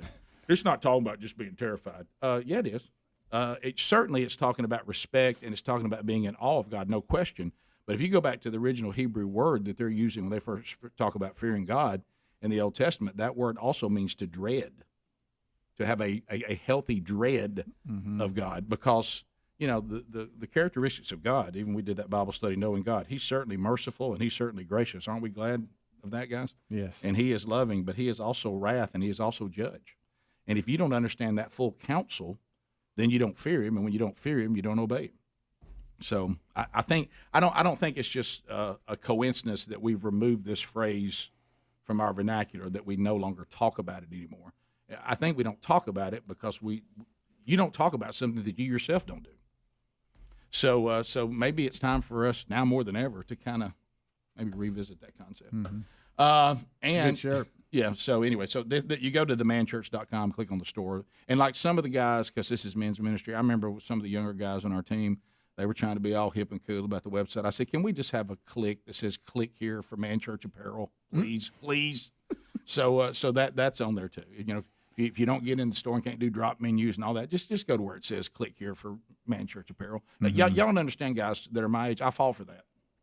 Oh no, you go here and you do a drop menu, then you find a shirt. I said, can we please? Can I have a click here that says "click here for Man Church Apparel"? Click here for Man Church books and curriculum. But anyway. That's that material we like, right there. What it's made out of. I do think with some of our web design we get too artsy. Oh, sure. Instead of just how about this drop down menu? Can I click what I want? You know what I mean? I want to click here. Yeah. So anyway, those of you that are asking about that, that's where that is.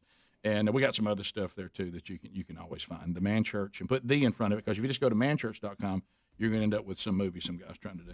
All right, so speaking of fear, have you seen this video of the hiker in Colorado Park that gets charged by the bull moose? I heard about it. I have not seen the video. Take a look at this one right here. Now, this is why you don't want to mess. This is a good analogy about fear. So look how big that horn is right there, Bubba. Wow. I mean, you see a it big sticking rack out from right behind there. the tree. Good night. Look at that. Hey, what's so amazing about this is the moose just acts like it's just going to go along and eat, and all of a sudden it turns. Oh, he knows, man. And it is on. And unfortunately, but the guy can't keep filming when it turns on him. Oh, my goodness! Yeah. Wow, it came quick. Bubba.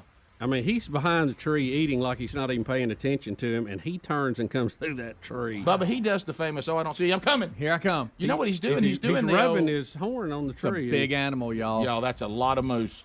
That is a lot of moose right there. Yeah. Old Bullwinkle is pretty big.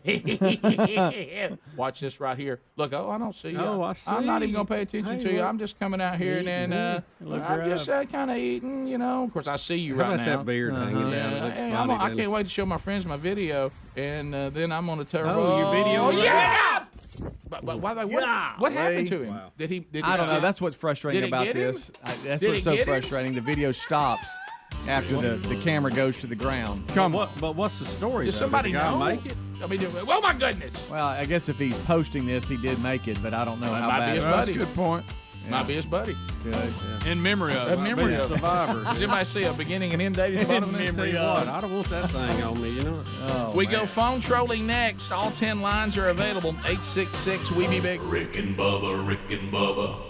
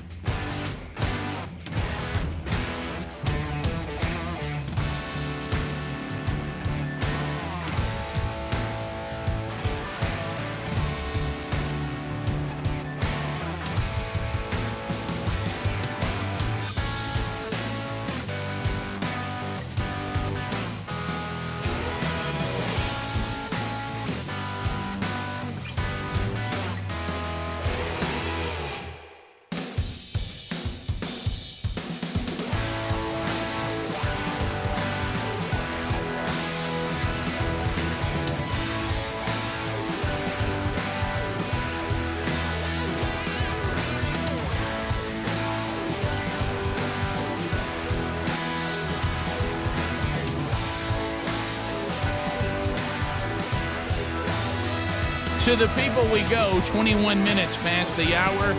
You are running the show. The 10 lines, about half of them are full, so there's 5 additional lines now available. At the old Plaza, we're 10 lines strong. So that gives us a bigger sample of people, but sometimes a big sample's harder to manage. So we came up with the old phone troll, and that means we can get a lot of you making comments, asking questions in there in a quick amount of time. We'll get started with Landon out of Montgomery. He's listening to us on I-92 WLWI. Trolling. Keep them phones a trolling. Here we come, phone trolling, phone troll. So, Brandon, welcome to Rick and Bubba. Go ahead. What's going on, man? Hey, my mom, she's been an avid listener, y'all, for like 15 years. And about a month ago was the first time I've ever even heard the whole Willie and Wanda story, and she kind of got mad at me that I had never heard it. Well, that's legitimate. That is unacceptable for any Rick and Bubba veteran. I know. But what's the latest on them? I mean, have y'all heard anything of them lately? No, and that's the cone of silence that we like. Yes. Yeah, it's we've had no update. We've had no other encounter, no reach out. Bubba got a little bit of an update, which we covered in the story. I don't think there's been an update since that, right? It's just been maybe some passing things, but nothing I would dig into. Yeah, I mean, there's a lot of great sayings out there that, people have learned over history, like no good deed goes unpunished. Right. And there's one called Let Sleeping Dogs Lie. Yes. And I think that's, applicable here. I agree. Yeah. Earl, welcome to Rick and Bubba. Earl, go ahead. Hey, if Britney Spears really wants to get some advice, get somebody to help her with her position, she needs to call in Keith Richards from the Rolling Stones. Nobody's lived on the edge longer and been more successful and outrun it. Yeah, if she says she wants her money, and then she's going to live on the edge. If you need live on the edge and reckless abandon mentor, I guess Keith Richards would have to be it. But she's going to have to get off the edge to get her money. Yeah, that's right. Parker in Albertville. Parker, 30 seconds. Go ahead. Hollywood. Hey, Rick. Yeah. Rick, I want to ask you a question. Okay. What do you think Mama Beth's take would be on Oklahoma and Texas joining the SEC? Just curious from her perspective what it would sound like. Looking forward to Oklahoma and Texas joining the SEC Power Conference. I tell you, I mean, if the SEC keeps building this power conference, someone's going to need a timeout. Sooners from the Red Man State. Can Mama say that? Let's go. Longhorns. Here come them hook 'em horns.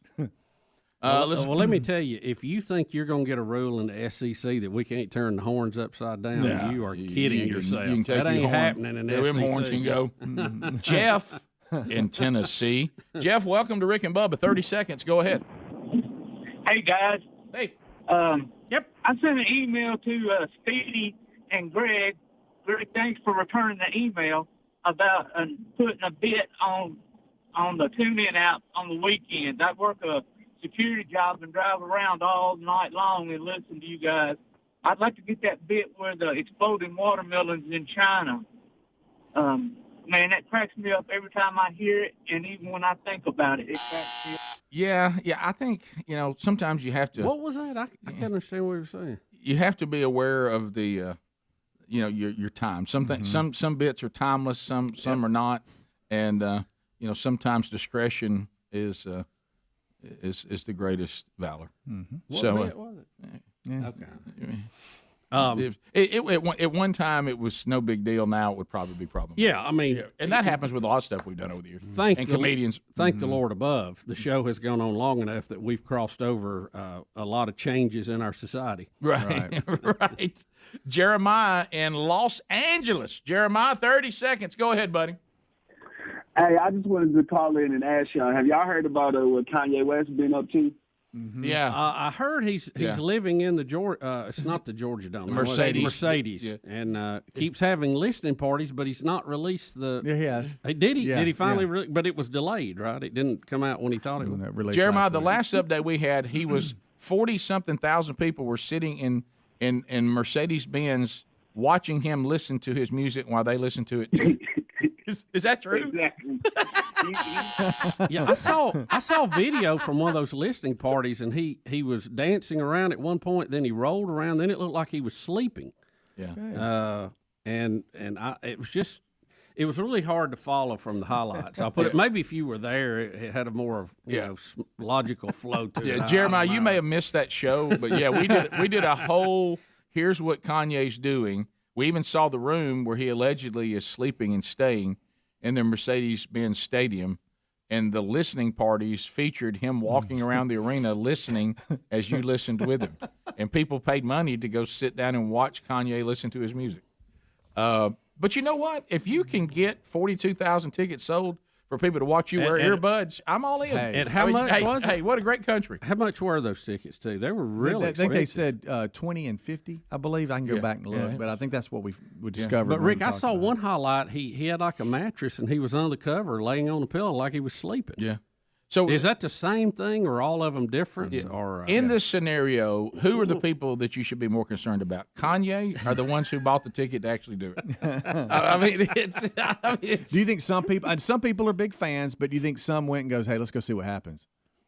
You think there's some of that, some train wreck maybe? I think it goes back to the great group Living Colour, who wrote the song "The Cult of Personality." Yeah, I am the cult of. I think that we worship celebrities, and I think that they have their own little cults, and people just pretty much do whatever they tell them. Yeah. Let's go to George in Alabama. George, welcome to Rick and Bubba. 30 seconds. Go ahead. And Judge. Hey, guys, I got two unrelated comments for you. First of all, I know Hunter Bussey is a little bit young, but I think a good way to honor Bobby Bowden is for Hunter to name his first male son, Bobby Bowden Bussey. Bobby Bowden Bussey, Triple B. That's pretty good. Vicky in Alabama. Vicky, go ahead. 30 seconds. How are you?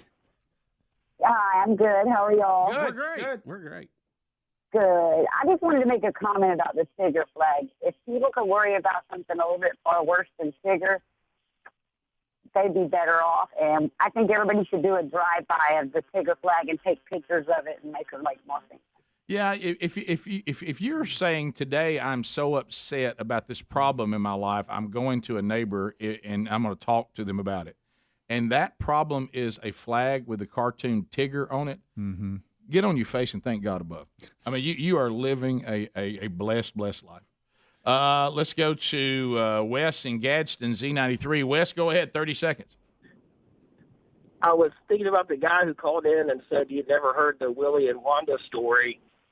Little background, the first time I ever heard that, I was eating a Jack's chicken biscuit, and I laughed so hard that I threw that chicken biscuit up. Yeah, and there's nothing wrong with that. But you should have lived it. but this thing of going back and bringing him back, it's almost as if no one's ever watched the various Mummy movies. Yeah. You don't go in the tomb and you don't wake something up once it's been put to bed.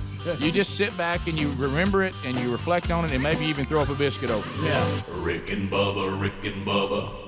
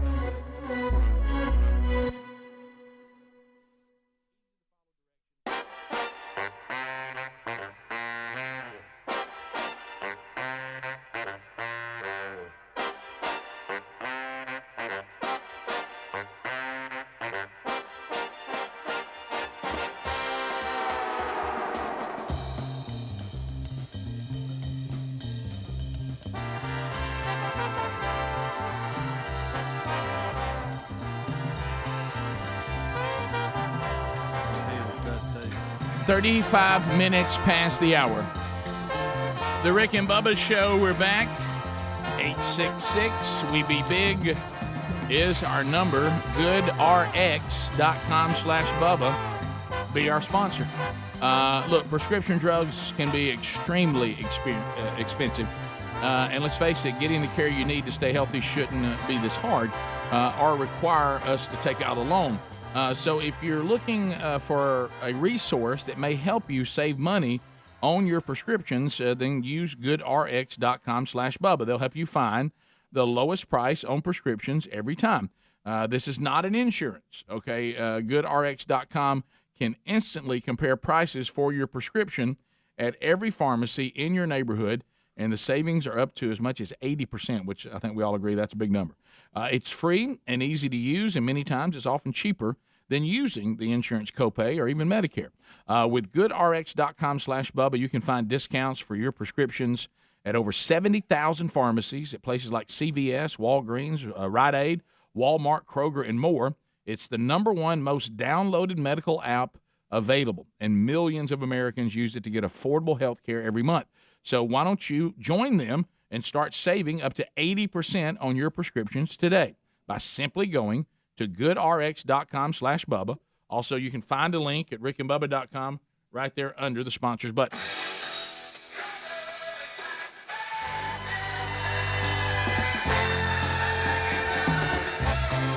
Well, so we can do our part to confuse you even more. We'll give you the confusing updates involving the ongoing pandemic. It is about as confusing as it can possibly be.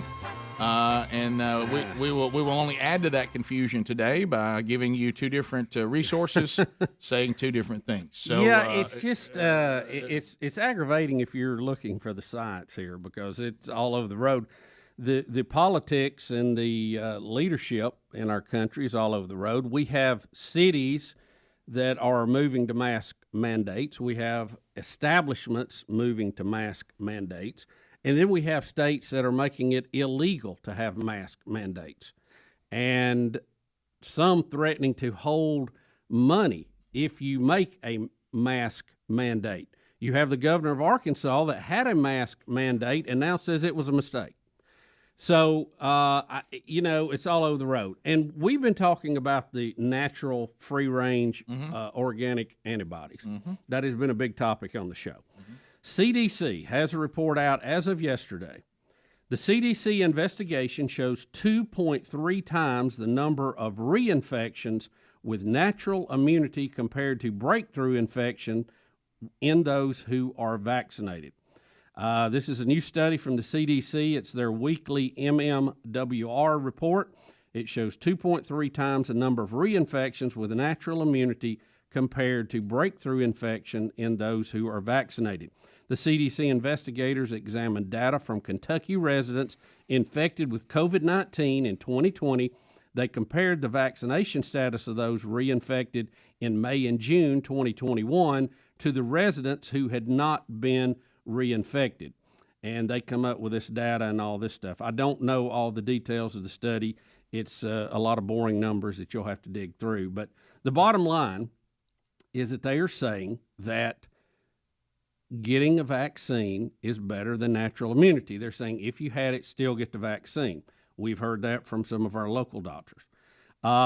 They're saying that this study that they've come out with also supports and aligns with the Health Ministry of Israel's data that shows waning of vaccine protection in those who are 60 and over in age and are more than 5 months post-vaccination, as Infection Control Today reported.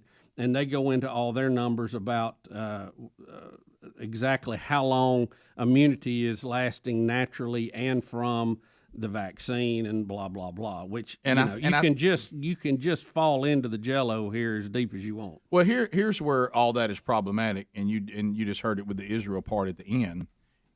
And I've seen some of the things from Israel. It's looking like that how much the vaccine and your natural antibodies can protect you of getting reinfected by a variant or something else. There seems to be a beginning and end date, including the vaccine. So here's the other thing, though, that the study doesn't say, and every time you ask this question, it's like you're not allowed to ask it. Are they saying that, because it sounds like they just said, here are people that got it before, didn't get the vaccine, they got infected. They don't tell us whether they got infected while they were still testing positive for antibodies. It just says they had it before, they didn't get the vaccine, they got it again, versus people who got the vaccine, then got it again. I even had an email from a listener now because I think this thing about you having the antibodies is frustrating and making it complicated for everybody go get the vaccine, and if you don't, you're less a person than people who get it. Is that she said that her doctor told her they weren't going to test her anymore for antibodies, really? Because she kept coming up positive. And she's like, well, where am I going to get tested? Because I do think let's not act like that there are not scientists and doctors who have said the natural antibodies is as good as it gets. However, you don't know how long it lasts. Right. So I would not take that this study is suggesting, because they needed to clarify if they are, that if you have natural antibodies currently, that you somehow are more susceptible to reinfection than if you went and got a vaccine. Because everything I've heard, and this is the new thing, they were saying it in the beginning, the vaccine gives you a broader coverage than the antibodies, and they've kind of dropped that narrative if you listen to the interviews now. When they say someone who's already had it should get the vaccine, they always say now because you don't know how long you have the antibodies. And then when you think about, well, now there's doctors' offices say we're not going to test your antibodies anymore. It's almost like they want us to go and just stop talking about this antibodies thing, go out there and get you a vaccine, shut your mouth. And that may or may not be true. I don't know, because I'll have somebody will come back and say that's hogwash, and the CDC has given us bad information in the past, and they're giving us bad information again. Okay, here is the good and bad of this, from what I can take from reading this further on. This evaluation is with people who still have natural antibodies and people who still have antibodies from the vaccine. Right. So it's antibody comparison. Right. But the problem, and where you're going to get into the people who don't want to agree with this, they're going to say it's not a double-blind study. This is anecdotal evidence from cases in Kentucky that they've picked out to study, and that may be the case. But anyway, the bottom line, the CDC, if you want to believe them, if you have confidence in them, are saying that it's still better to get a vaccine than it is to rely on natural antibodies. And how about this? I have no idea whether that's true or not. Yeah, I don't. Yeah, I don't know. Because we've like I say, we've got another. Are we going to play that doctor here? Yeah, we'll come back. We'll play it. We'll come back. So then you have another doc who, by the way, apparently is well versed on what he's talking about. But then the CDC, whether this is and this is the problem with it. We talked about this boy that cries wolf. the CDC has been shown to not be reliable, and that's the problem. Right now, Florida is saying the CDC, they're waiting on the CDC to correct the numbers that they put out on Florida, because they're saying the way they put this out, they're taking days that accumulated and acting like these are our new cases in one day, and that's incorrect. And Florida's saying it, and we want you to correct that, because we all know. I mean, it doesn't matter where you are on the political. You do have walking around sense, whether you agree with it, disagree with it, whatever your worldview is we all agree that there's a worldview of this that hates what Florida's doing, and they go out to demonize Florida because Florida won't do, and DeSantis, and DeSantis, because Florida won't do what the CDC, what the Biden administration, World Health, whatever, they won't do what they're being told to do. They're not getting in line, and so they don't want that to be successful. Have you noticed, when was the last time Sweden was mentioned? You can't get anything that doesn't fit a certain narrative. And now look, what you have to say is, don't be guilty of that on the other side of the narrative either. Right. None of us should say, I have a narrative, and anything that doesn't fit my narrative, I'm going to ignore. None of us should do that. Rick shouldn't do it. Biden shouldn't do it. The CDC shouldn't do it. Fauci shouldn't do it. None of us should do it.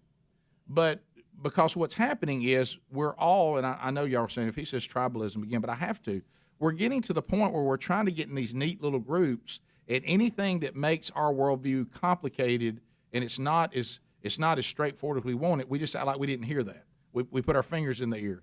I got news for you. Nobody knows. Apparently they don't know, because somebody tells you one thing, then somebody else tells you another thing.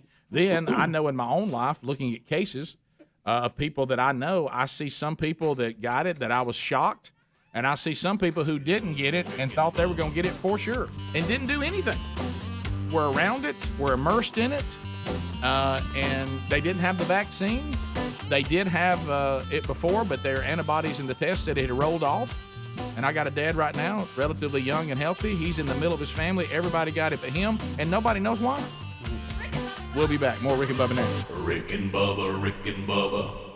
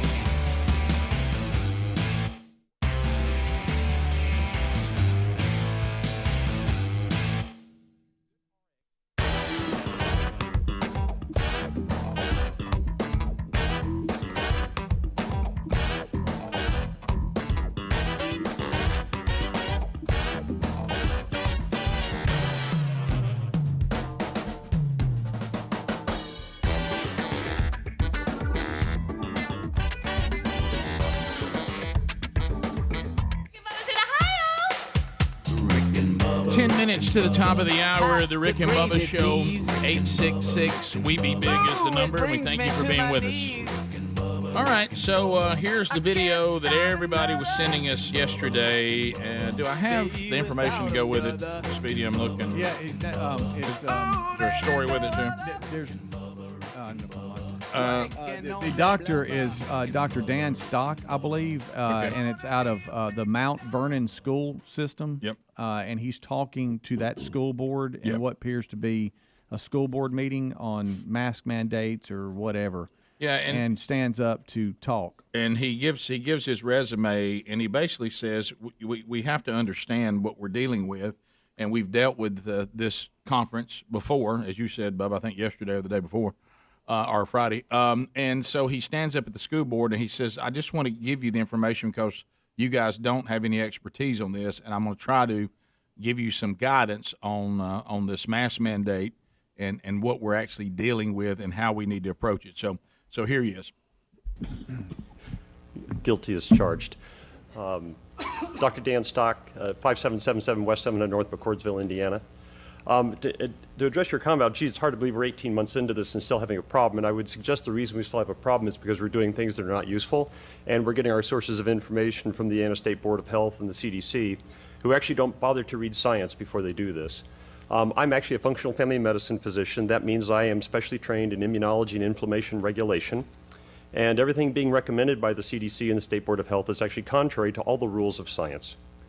So things you should know about coronavirus and all other respiratory viruses, they are spread by aerosol particles, which are small enough to go through every mask. By the way, the literature that supports all of that is in a flash drive that we presented to you. It's been given to the Secretary. As a matter of fact, it quotes at least 3 studies sponsored by the NIH to that exact fact, even though the CDC and the NIH have chosen to ignore the very science that they paid to have done. That is why you keep struggling with this, is because you cannot make these viruses go away. The natural history of all respiratory viruses is that they circulate all year long, waiting for the immune system to get sick through the winter or become deranged, as has happened recently with these vaccines, and then they cause symptomatic disease. Because they cannot be filtered out and they have animal reservoirs, and this is a very important point, no one can make this virus go away. The CDC has managed to convince everybody that we can handle this like we did smallpox, where we could make a virus go away. Smallpox had no animal reservoirs. The only thing it learned to infect was humans. That's why we were able to make that virus go away. That will not happen with this any more than it will with influenza, the common cold, respiratory syncytial virus, adenoviral respiratory syndromes, or anything else that has animal reservoirs. So the reason you can't do this is because you're trying to do something which has already been tried and can't be done. Equally important is that vaccination changes none of this, especially with this vaccine. And I would hope this board would start asking itself, before it considers taking the advice of the CDC, the NIH, and the State Board of Health, why we are doing things about this that we didn't do for the common cold, influenza, or respiratory syncytial virus. And then ask yourself, why is a vaccine that is supposedly so effective having a breakout in the middle of the summer when respiratory viral syndromes don't do that? And to help you understand that, you need to know the condition that is called antibody-mediated viral enhancement. That is a condition done when vaccines work wrong, as they did in every coronavirus study done in animals on coronaviruses after the SARS outbreak, and done in respiratory syncytial virus, where a vaccine used in a vulnerable individual done the wrong way, which cannot be done right for a respiratory virus which has a very low pathogenicity rate, causes the immune system to actually fight the virus wrong and let the virus become worse than it would with native infection. And that is why you are seeing an outbreak right now. And in fact, in that flash drive you're going to have coming to you and in the emails with 6 extra will be a study showing that 75% of people who had COVID-19 positive symptom cases in Barnstable, Massachusetts outbreak were fully vaccinated. Therefore, there is no reason for treating any person vaccinated any differently than any person unvaccinated. You should also know that no vaccine, even the ones I support and would give to myself and my children, ever stops infection. In 2014, there was outbreak of mumps in the National Hockey League. The only people who came down the symptoms were the people who were unvaccinated or unknown vaccine status. Boy, that sounds like a great argument for vaccines. But a question that you should ask yourself, knowing that half of the people who came down with symptomatic disease had no contact with an unvaccinated or unknown vaccine status individual, where did they get the disease? And the answer was from the vaccinated individuals. No vaccine prevents you from getting infection. You get infected, you shed pathogen. This is especially true of viral respiratory pathogens. You just don't get symptomatic from it. So you cannot stop spread. You cannot make these numbers that you've planned on get better by doing any of the things you're doing, because that is the nature of viral respiratory pathogens. And you can't prevent it with a vaccine because they don't do the very thing you're wanting them to do.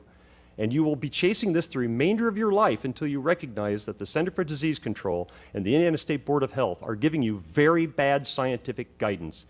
And instead, read the articles that are going to come on the email and are on this flash drive, and listen to the people in this audience here tonight who actually have recognized the advice they are getting from the CDC and the NIH is counterfactual.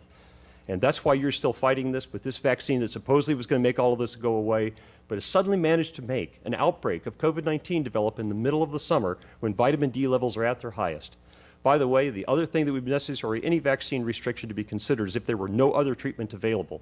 And I can tell you, having treated over 15 COVID-19 patients, that between active loading with vitamin D, ivermectin, and zinc, that there is not a single person who has come anywhere near the hospital. And we already have studies that show that if you achieve a 25 hydroxy vitamin D level greater than 55, your risk of COVID-19 death will drop down to 1/4 of the population average for the United States. And there are active treatment trials included on that flash drive that show the same is true. So if you were going to discriminate based upon vaccine, you should also discriminate based upon 25 hydroxy vitamin D level, zinc taste test response, and probably previous infection, since there are also studies on that flash drive that show that people who have recovered from COVID-19 infection actually get no benefit from vaccination at all, no reduction in symptoms, no reduction in hospitalization, and suffer 2 to 4 times the rate of side effects if they are subsequently vaccinated. Therefore, the policies that you are basing on are totally counterfactual. I don't blame this board for that, because I know you aren't scientists and you've thought it was reasonable to listen to the CDC, NIH, and the Indiana State Board of Health. But I would encourage that instead you listen to the people out here in this audience and read what's on that data drive.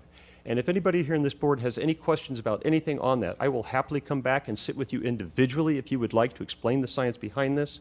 And if you're worried about being sued by somebody because you don't follow the guidance of the CDC and the NIH, I will tell you have a free pro bono expert testimony at your disposal. I will testify in defense of this board, turning down all these recommendations for free at any time in any court. Thank you. So there you go. There you go. 2 different sides of the same coin in the last 2 segments. And I understand, as best I can, because he obviously is, knows a lot more about this than we do. But I understand what he's saying. And he's saying that I'm giving you studies on the flash drive from one of the organizations that's telling you to do this. They themselves have done the studies. And they know that some of this they're telling you just isn't factual. It's not the way a respiratory, what do you call it, viral deal works. And we've known that. It goes back to what one of the doctors we talked to said, why are we acting like we've never dealt with this conference before, and why are we treating it differently than we have all the way up to 2020? I don't know. I don't know the answer to that. And I don't know why these doctors who keep saying they're doing these treatments and no patients are going in the hospital, why those treatments are demonized. I don't understand any of that. I really don't. But just trying to give you the different points of view. Top of the hour. Rick and Bubba, Rick and Bubba.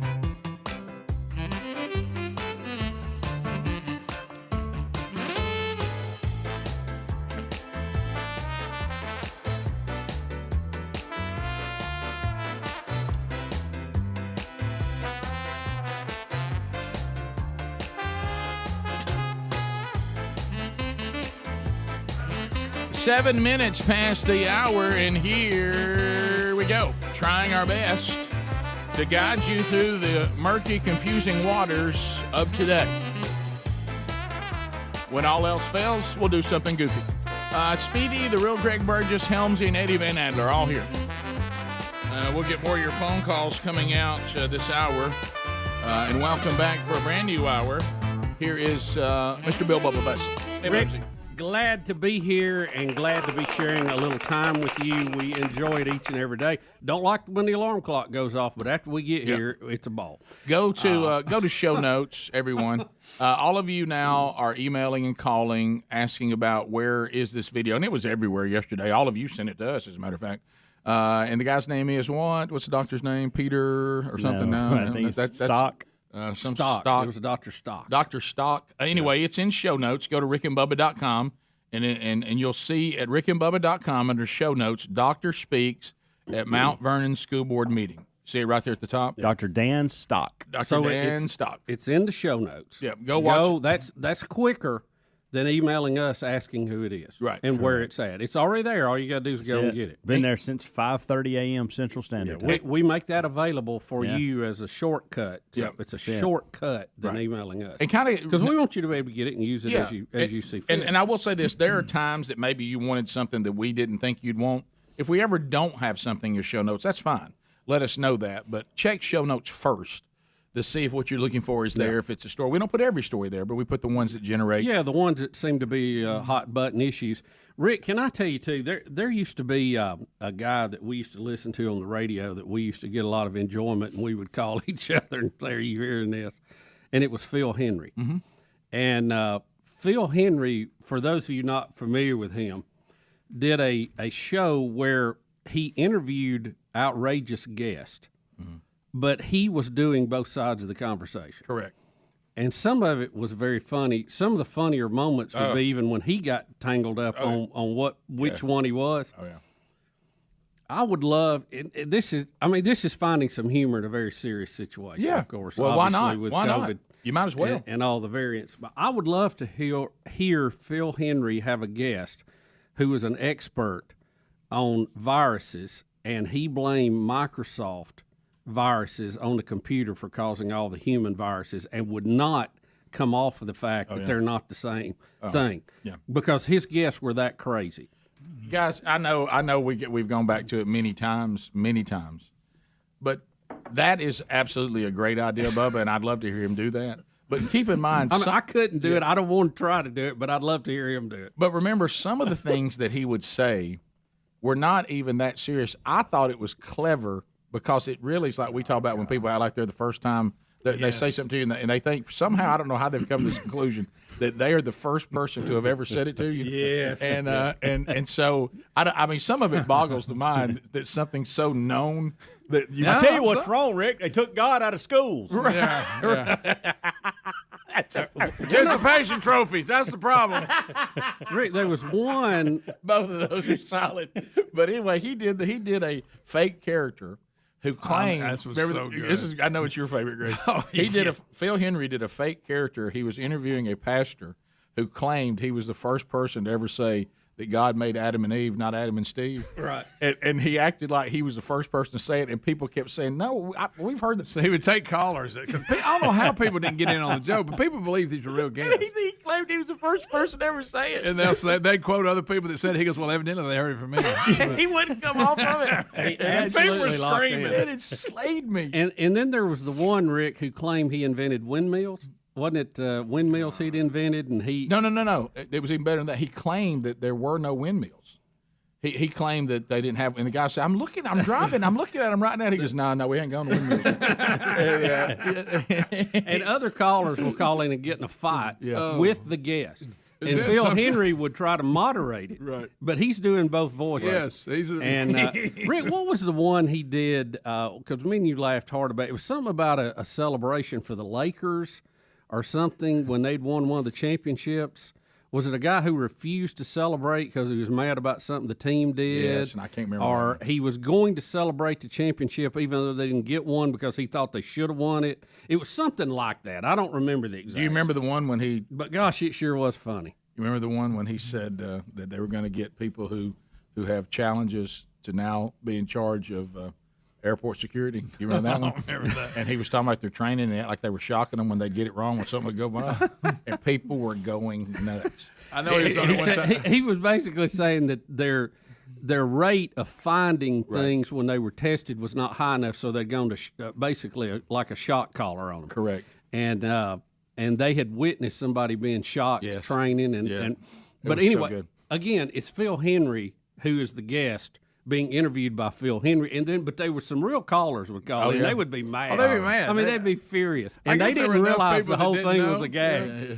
Oh, he went one time. I mean, it was Take the it was fun- a little off color about a guy that was saying it was illegal. He could marry like a 12-year-old. Yeah, Greg, And everybody go, no, you can't. No, actually, it's not illegal. It would be the most obscure point. Oh, yeah.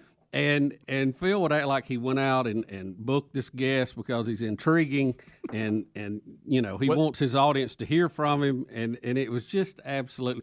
And he doesn't do it anymore because I guess it was just exhausting trying to do all the that. last I heard, he was actually being like auditioning for a sitcom, or if not, he And I became think he part of still writing. does a lot of voices. And for he things, writes yeah. stuff. But the bottom line is Phil Henry today. We were a huge Phil Henry fan. The Phil Henry today, there's so much bad information and people will believe anything. Yeah. He would be having the time of his life. Oh, yeah. He would be Yeah. having the time of his life. If I he mean, could interview a specialist that claimed Microsoft was at fault Oh, my gosh. for this because they had viruses first. And if his and guest, they transferred, they went from computer to human. listen, and the guest would say this because I'm already getting the line going. And and Phil Henry, the host, would say, "Well, that's outrageous." Phil, what are these computer things called again? Say that word again. Viruses. Well, there you go. I mean, we were talking about the fun of that. I mean, can you even have fun anymore? No, not really. But on this other thing, here's what none of us understand. Okay, and we're just at a loss.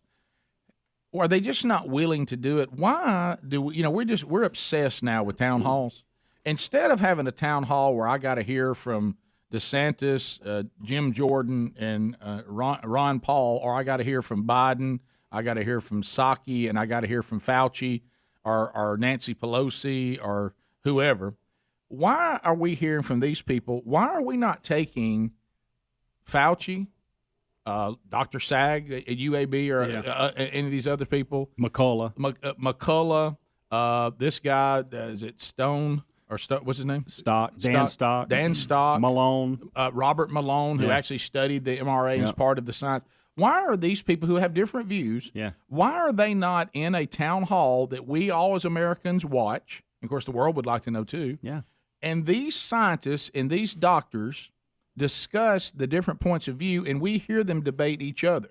But what we have now is doctors say things, and then politicians agree or disagree with this doctor, and then politicians agree or disagree with this doctor, and everybody keeps pushing these videos, and here's what so-and-so said. Why are they not talking to each other? Why are we not getting to see them with all their expertise and credentials, which I do not have?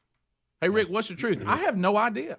But what I'm saying is they seem to have a lot more expertise in this than the politicians and the citizens. So why don't they get in a room, all these experts, and we see their credentials, and they discuss it for all of us to hear? Would that not be beneficial? I don't want to see Fauci debate a politician. I don't want to see a school board debating this guy we just heard. Yeah. I don't want to see some obscure podcast interviewing Robert Malone. I want to see them in the same room talking to each other. Thank you. Yes. All right, Rick, and here is to your example. I just got an email here. It says a doctor, and I can't say their name, takes on Dr. Stock on his presentation, disagrees with him on the vaccination, but he does agree with him on one thing, and that is that COVID is not going to disappear. It's going to be around probably the rest of our lives. Yeah. We'll be back. More Rick and Bubba next. Rick and Bubba, Rick and Bubba.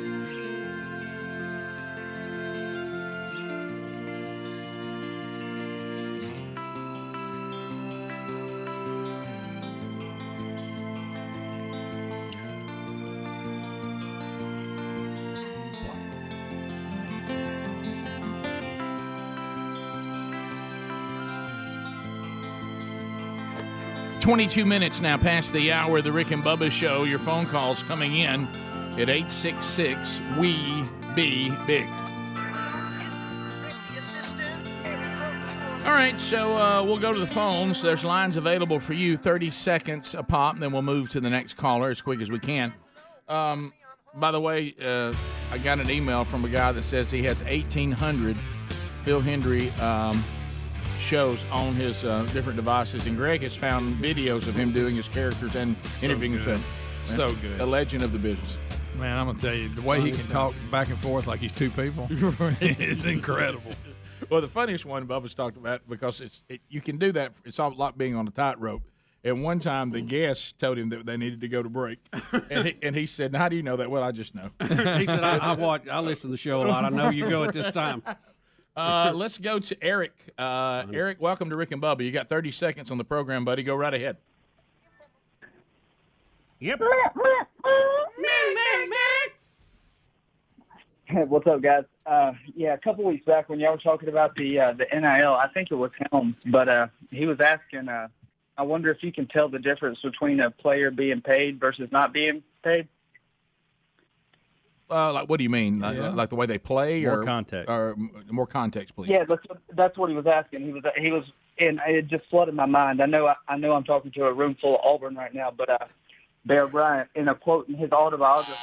Oh, I want to hear it, Bammer. Doggone it, buddy. Come on, man. Yeah, it's. I'm sorry. He said he was talking to a room full of Auburn right now. I really couldn't care less. If That's why it's a good ball game. Yeah, sure. Now, look, I mean. No, I mean, I'm not like I don't pull for him. Yeah. Of course, yeah. I mean, it's not a room full of, I don't think, except Guys, for. I pull for the Tide when I do. I like to see them do well. I do. I'm being honest about it. There was a time in my life where I did not, and I wanted them to lose every dang ball said game that on they the played. show I here. did. I wanted Texas to beat the crap out of them. I remember that. But I've come a long way. I really don't care anymore. Yeah, I really don't. Yeah, when you're a little kid, you just think it's. I think Paul said, when I was a child, I spoke like a child, and I reasoned like a child. But then when I became a man, I put away childish things. And I think that really happened. Guys, there's things I've said. I've been here for 13 years now. There's a lot of things I've said I'm embarrassed of. Because that's growth, maturity. I got to go back and make good on. There's things when I'm playing best ofs and I hear myself chime in and say something, I'm like, so you said that? Boy, that was good. Try to have 27 years worth of it. I mean, how about and I want to protect Speedy because he's openly and has always been a Mississippi State fan. So don't lump him into that. Cowbell. Let's go to Joe in Alabama. Joe, welcome. 30 seconds. Go. War Eagle. Well, thanks for that. Here we go. Roll Tide. Here we go. It's getting that time of year. Roll Tide. I was listening to the doctor talking, and he mentioned ivermectin. And me and my husband had COVID back the end of September, 1st of October last year. And we have animals, and he uses ivermectin to worm his animals. Sure. Mm-hmm. And so he took it on himself to give him, 3 cc's of ivermectin. And he was over COVID within 2 days. You know, ivermectin seems to show some promise. What I don't understand, back to us wanting everybody with expertise to get in the same room and let us hear them. Like, I would like for that, the doctors that we just mentioned, we can add others. Heck, we can throw the guy from Homewood in there if we want to. But I'm talking about, and then everybody go, all right, next topic, ivermectin. Okay, let's start with you, Dr. Sack. Okay, let's now, Dr. McCullough. I mean, and let's just hear from it. Because this thing of like, I mean, I'm concerned that he worms his animals with sure, it. And we talked about it in the beginning, but there's prescription version of this that we have doctors, the one we just heard, the one that we talked to, David Williams, that says, I use it and my results have been I haven't had a patient go in the hospital. Okay, somebody can say, well, that's just a coincidence. He's just giving it to patients that weren't going in the hospital anyway. Okay, well, that might be a counterpoint or whatever, but I just like to hear it discussed as opposed to because these things. Now you don't know who to believe. Yeah, these things are allowed. These things are not allowed. Yeah. And then everybody's got to make their case. They can't do the just cause or I'm smarter than everybody in the room, so you need to listen to me. We just need everybody to say, let me tell you why this is what I think, and the other guy say, well, just like Bubba said, I thought this was kind of a good sign. He said there's a doctor that's disputing what we just heard, but he's saying, which I think we need to hear. Here's the things I agree with him on. Here's the things I don't agree with him on. He's not saying, this guy's an idiot. Nobody needs to listen to him. Right. He's saying, you know what, some of the things he's saying about respiratory viruses, he's completely right about. But here's some things that I think that he's saying that I don't agree with. And- What's wrong with that? And LSU, get 'em all Rick, together. has added another layer of Oh, confusion. this is hilarious. Mike the Tiger, the real Tiger, got his second dose of the vaccine 2 days ago.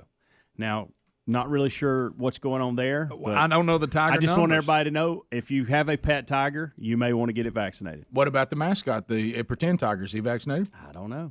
Because didn't they say some of the animals could carry it in their nose? But I don't know who's going to get that close to Mike. I was Honestly. gonna say, you nobody- get that close vaccine, and COVID's the least of your worries. That's probably. right. That vaccine gonna keep him from slapping your But head off. look, if they think that's good for the tiger and everybody around him, then give him a dose.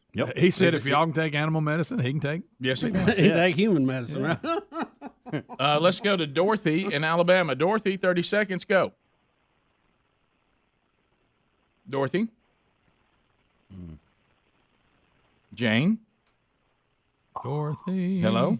Bethany? Caller? Margaret? Dottie? Okay. Patty? We tried. We tried the best we could. But I think she fell asleep. She's been on hold a minute. yeah, but why do you think we can't just have these kind of conversations? Why not? I mean, I want somebody to say. Well, look, here's the thing. We have highly decorated doctors who are telling us 180 degrees different. Somebody's wrong. Right. And everybody can quote a study, everybody can quote this, everybody can quote their own experience with their patients. But the truth is not with somebody or somewhere in between. So I don't know. I guess once you have gone to a certain point, you may be too far down the rabbit hole to change. I don't know. I do know this, and I do believe this, that, the medical establishment in our country, we hear about big this and big that, big pharma. Let me tell you what is big, and that is medicine in our country. And we've done some remarkable things that are very good and very positive. But when you have anything that big, you have a decision-making group at the top, and then everybody underneath has to get in line. And I know that happens with some of our medical things. I don't think they're making bad decisions on purpose. No. But obviously there's groups out there that are coming to two different conclusions with some of this stuff. And it's aggravating to me. It's like no one says an MRI is bad to get an MRI. They go, hey, it's a great tool. Everybody's in alignment with that. So why can't we get in alignment on some of this other stuff? Or if not, y'all discuss it and let's hear it. Yeah, let's hear both sides. Bottom of the hour. Rick and Bubba, Rick and Bubba.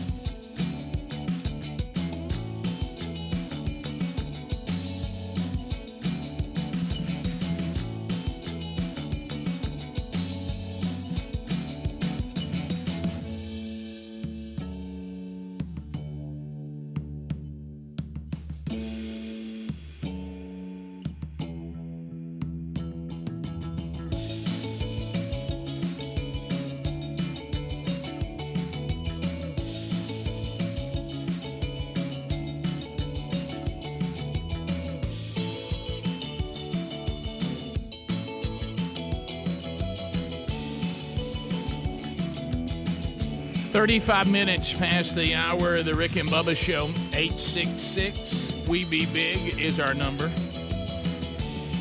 All right, so, talking about health a lot these days, and I'll tell you some studies that really have been around for a long time, and that is the foundation of your health really lies in how well you're sleeping. Our sleep is important. Very, very important. That's when the body is repairing itself. It's building and it's moving, and it's almost like you shut the machine down, work on it before you start it back up again. And if you're not sleeping well, you're going to find yourself in a weakened state, and you're going to find yourself struggling. So maybe you need to get a different mattress. HelixSleep.com/Bubba. That's HelixSleep.com/Bubba. Go there now. Now, they're going to ask you a few questions. It's real simple. You go there and you fill out some of the questions. They want to know what body position you sleep in. Are you on your back, your stomach, your side, combination? They're going to know what kind of firmness you like in the mattress. Greg and his wife, Lisa, they've gotten theirs, and they are loving it very much. Greg still just snuggling in every night. That's right, Rick. Good night's sleep. You know why? Custom made for me. Well, that's it. Told them what I like. Yeah, you told them the way that you prefer to sleep. Lisa did the same thing, and they sent you guys a mattress that we agreed on that. If it's soft, medium, firm, do you sleep on your side, your back? We talked about it and made a choice. And get it done. Custom made. Come right to your door. Big deal to set it up? No. In fact, it's fun to watch it. As it open it up. There we go. It's really amazing how that works. And then you go put it in there on the bed frame, and there you go. It's got a 10-year warranty. You got a 100-day free trial. If you end up not liking it inside the 100 days, then they'll give you a full refund. So go to HelixSleep.com/Bubba. Also, you'll find a link at rickandbubba.com right there under the sponsors button. So there we go. We have talked. I don't really have anything new to say on COVID. You want to take call one there because it really spills into another story. Well, you're right. We do need to talk about that one thing. This is an anonymous caller. Go ahead, anonymous. Welcome to Rick and Bubba. How are you? Hi, I am a COVID survivor. Had COVID last year. My husband and I both did. Everybody's got their own opinion on vaccines, and I consider myself a very knowledgeable person as far as my body and my response to medications and my ability to make decisions. But it's very sad in America when you can put 20-plus years into a very nationwide large company management position, and then you're given the ultimatum, take a vaccine or go home. And that's very sad. That's very sad when it's not even FDA approved at that particular point in time, but you are given an ultimatum of that. And your service is not appreciated because it all balances on whether or not you've got an experimental drug. And what it boils down to at this point is no matter if you're pro or you're against it, it's still experimental. That is true because the FDA has made it very clear. They're trying to kind of downplay this a little bit while at the same time. And let me tell you what they're saying. And I just heard their recent comments on it. You can find them yourself. The FDA said, I know there's some pressure for us to change our standard in order to put our brand on this vaccine because we're being told it would help if we would approve it. But if we change the standard that we require, then that standard will forever be lowered, and we're not going to change that standard. And because of the standard that we want Americans to trust us with, this vaccine, the way it has been rolled out, it is impossible for it to have met our criteria yet. And so you're right. It's not FDA approved because the FDA standard is higher than we could achieve in this time of an emergency. Well, they do have a. They're holding their standards. Thank God for the fact that they're going to say, "Hey, we're going to hold the bar here. We don't know enough to sanction or to encourage or influence the American public with our stamp of approval." We don't give it that yet. They may do it. They may give it that. Yeah, but at least they've got enough standard to say, hey, we can't judge you. It's going to be okay. Well, Anonymous, and hold on just a minute because I want to ask you another question on that too. They do have a emergency quick way to get it out, and that's what we're under now. So they do have two standards, and the process has been used. So it hasn't even met that one. Do what? I said, so it hasn't even met that one, the emergency step, the way to do it. Well, they did. They voted and said, look, we think the need is greater than the risk, and now they're doing the long-form investigation, if you would. So they did that. Anonymous, here, there was a story today, and I think it was a It was an op-ed or it was a story done by the New York Times that said if you are fired because you will not take the vaccine, you will not be eligible for unemployment benefits. Have you heard that? Wow. No, I have not heard that. So that was the story today, and I thought, I hope that's not I understand, our latest court ruling was that employers have that authority to be able to do that. I wonder if employers have the same ability to limit what other procedures you might get or not get, or you don't enforce wanna you open doors. to get that, since that is now the standard. But if you go that far as then to turn around and limit people's unemployment benefits who have been fired because of that, I mean, you're borderlining on Schindler's List here, okay? I mean, this is getting a little much. And again, I think reasonable people can sometimes make the wrong choices, and that's fine. But most of the time, I think it'll work itself out. But here's the thing. Like we were talking about the marketing and the messaging of this, if I'm on the board of, hey, we need to get everybody vaccinated so this will die down, okay? Everything they've done has been wrong.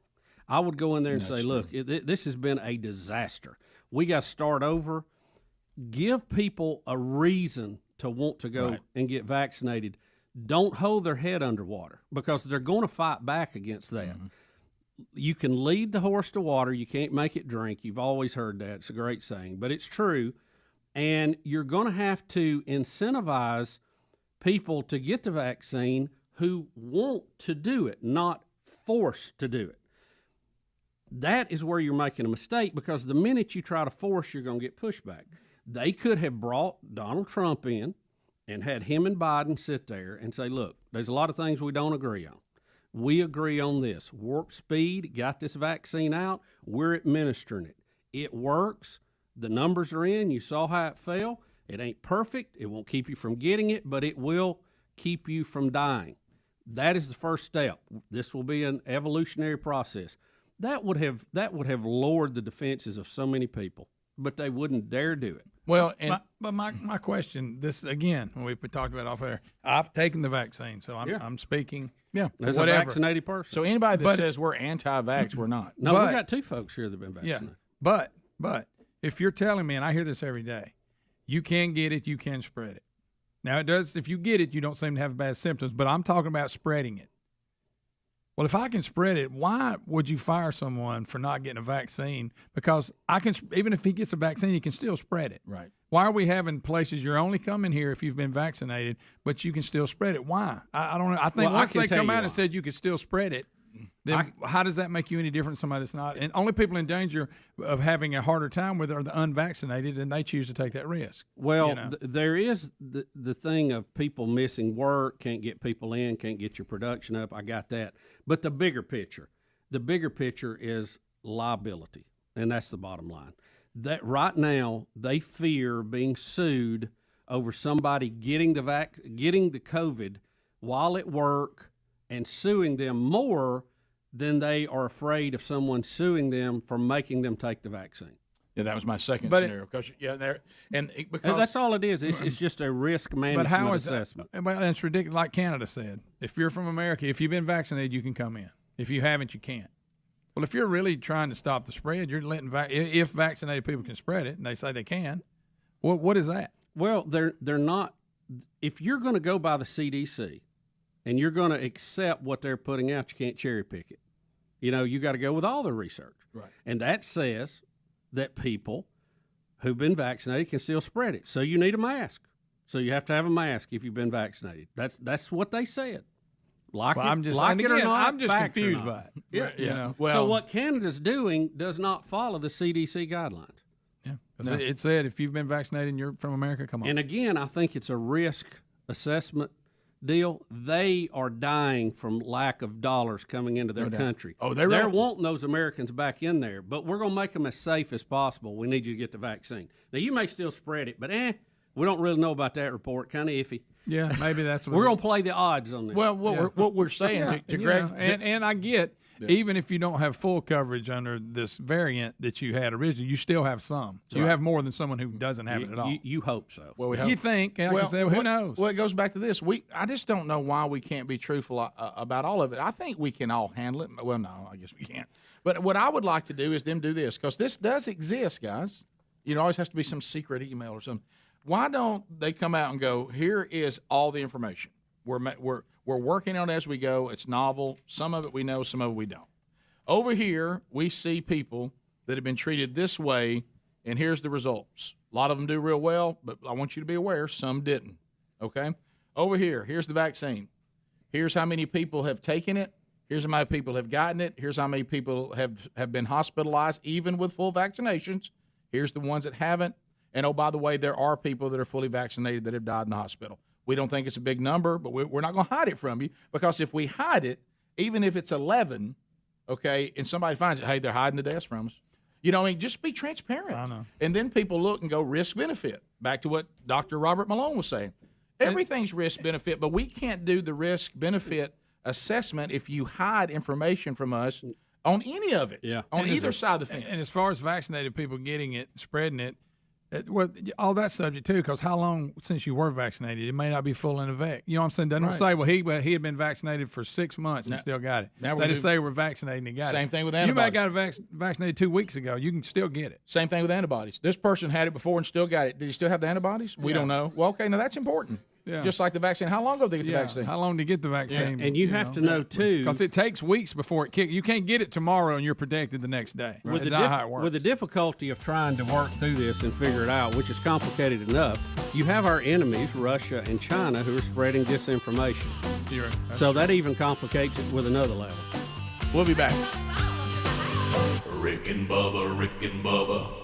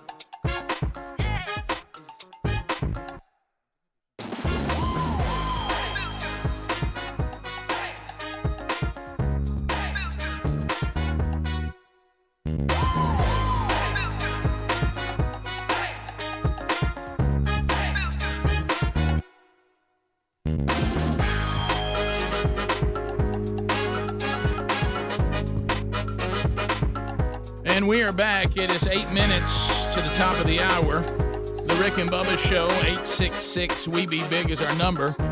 The O'Reilly Auto Parts upcoming events. And we are rolling again this week. Looking forward to being at the Man Church, First Baptist Church, Athens, Alabama. Tickets are still available for Thursday night's gathering. Excited to be spending some time with you guys. If you want to get your tickets, go to rickandbubba.com and look under upcoming events. You'll see it there. Sherry and I will be in Pensacola, Florida this weekend the Together Marriage Conference. Looking forward to being with all of you couples that are coming from all over and spending some time with us. Speedy on the 14th will be at the Campus Spirit Store at the outlet shops of Grand River. If you want to see him in the land of 104.7 WZZK this Saturday, he'll be there. Next weekend, a Man Church one day, I'll be there with Rich Wingo at Linwood Baptist Church in Cape Girardeau, Missouri on August 21st. And if you want to find out other Man Churches that are going on that you might want to go see, Rich Wingo, August 13th will be at Westview Baptist and Opp. Brian Gunn will kick off the men's discipleship strategy from themanchurch.com the 15th of August at Enon Baptist Church in Morris. First Baptist Church, Columbus, Mississippi, coming up on August 29th. Rich Wingo will be there. We had to move that one. The 16th, First Baptist Church, Troy, Alabama. Scott Dawson will be there. And you can go to themanchurch.com and click on events if you wanted to see Man Churches where any of the teachers and speakers may be. Anything involving members of the Rick and Bubba Show, you find at rickandbubba.com under upcoming events. Think O'Reilly Auto Parts for all your car care needs. Get guaranteed low prices and excellent customer service at O'Reilly Auto Parts. Better parts, better prices every day. Bubba, the USA Today has put out a preseason poll for college football. Have you seen this one? Oh, have they? You know what? We're real close to the start of college football season. I mean, I know the 15th will be Monday or this weekend, so about 2 weeks, 2.5 weeks. Yeah, baby. Yeah, Bring it.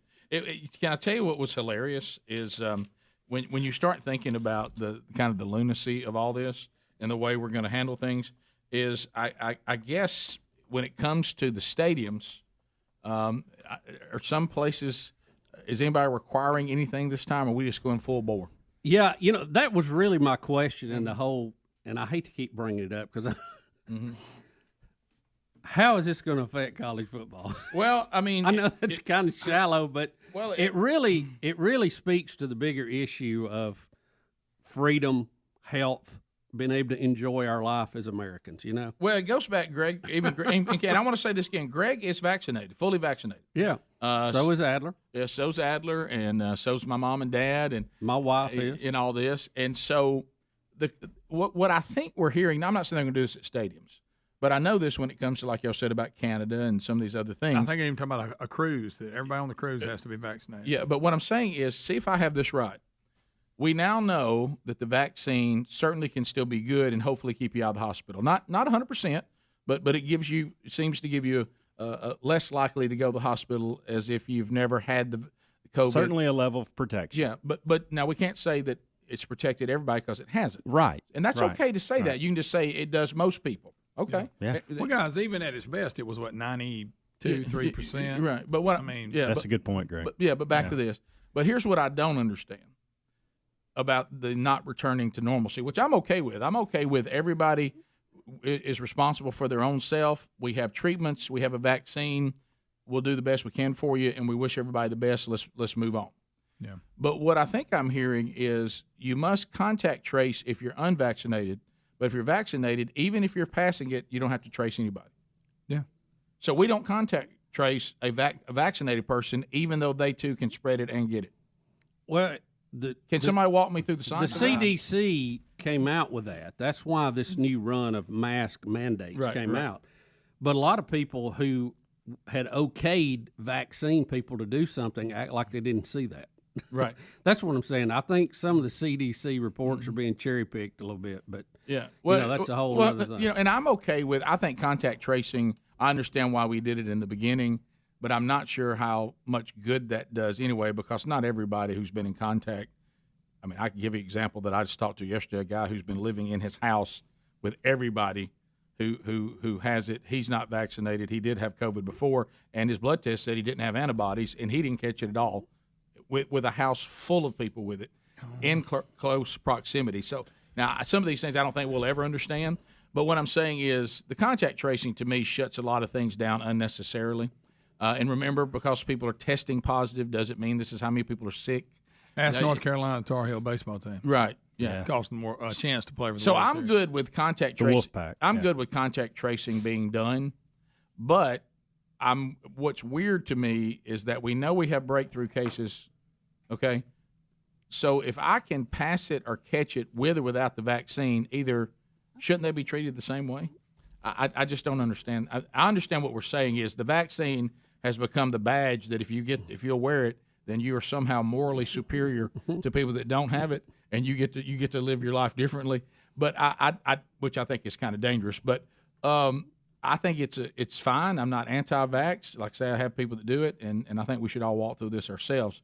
But when it comes to how we're going to do college football, from what I've seen right now with having one kid still at college, I mean, some places are making kids wear masks in classes and stuff. But as far as the way things are going on big gatherings and outside, they don't seem to really be doing anything. All right, so Major League Baseball don't care. I was going to say, which is here's a fine couple of sports that I've been looking at in this regard. Baseball's one of them. It seems to be packed stadiums. I don't see a lot of masks. It's kind of your choice. Don't know what they're doing in regards to vaccinate or not vaccinate. Have no idea. But tennis this weekend, we're getting ready for the U.S. Open over the next couple of months. They were stacked in there this weekend in Washington, D.C. at an ATP event like cordwood, and I didn't see many masks. Did you see Disney World? Did you see the pictures from Disney World? Perfect example. Yeah. Stacked in like cordwood. Are any of the baseball players, are they having to suspend any games because of outbreaks? I think early on they did, but I haven't heard much of that over the past couple weeks. I didn't know if I was just missing it or it wasn't happening. And all Lollapalooza seemed to do is increase pot sales. Yeah, we didn't hear some big outbreak, did we? By the way, preseason poll USA Today, number 1, Alabama. We'll be back. Rick and Bubba.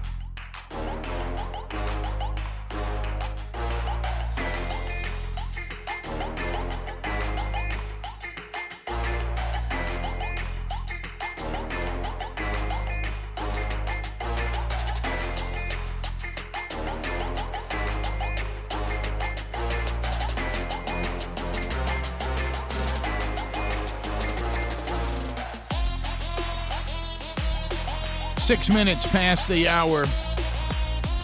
The Rick and Bubba Show. Thank you for being with us as we spend time together again this hour. And the southern wind. Somebody sing it. Calling down around the corner, man. Speedy, the real Greg Burgess, Helmsy, Eddie Van Adler, all here. We've been hanging out together, Bubba and I, for 27 years. And welcome back, Bill Bubba Bussey. Rick, glad to be here. Honored and privileged. Sometimes I just am a total awe that we get to do what we do each and every day. I am too, and enjoy it. And thank you all for making our lives so much fun and giving us just so many incredible experiences that we could have never, ever have experienced if God had not blessed us with all of you out there. So thank you so much, however you get the show. All right, you ready for this from journalist Greg Burgess? Yeah, this is a few days old. But few days old. I'm just going to give the headline. We don't even need details. Evidently, there's something called athletic.com, and they've done a story. O.J. Simpson, this is what he claims. He claims he won't go to L.A. because he might run into Nicole and Ron's real killer. So he's scared to go. What does he say? I just want to see Bubba's face. Listen. Okay, let me set this up. Tell the audience I would not let you see this story till we got on there. I had stepped out to go to the little boys' room. And when I came back in, I was, that's usually where I say, hey, Rick, where you want to go here? Or I bring up some, great idea that will carry the show for 5 or 6 segments. And Rick said, I'm not going to tell you what we're about to do. I want to see your face when this headline comes up. Yeah. Bubba, he knows that it may sound a little self-serving, but I might be sitting next to whoever did it. I really don't know who did it. Hey, you know what? OJ, you are. Yeah, you're real close. Who did it? If I Bubba, was, he don't want to go back to L.A. because the real killer may find him. He said he still thinks he's a good guy, though. He said he didn't let it change him. He said he did for a while. He was angry for a while, but I treat everybody the way I want to be treated. I hope not. I was about to say. He said he even had one suspect he told his lawyers about. What? One suspect that he told his lawyers about that he wanted them to look at, but nobody did. Right. He said he can't talk about it. Remember when he was looking? If I was, if I was in charge again of handling someone's career, I just helped Britney Spears with hers. Right. I would say, OJ, you never mention any of that ever again. Never. Because we all remember you pledging to for the rest of your life to be on the hunt for the real killer. And, of course, apparently you thought he was hiding on a golf course somewhere. Right. Terror-struck golf courses everywhere because O.J. seemed to think he was onto the trail. He claims, though, he's got a good life. He plays golf every day. People see him. They come up and want to get their picture made. I'm sure they do.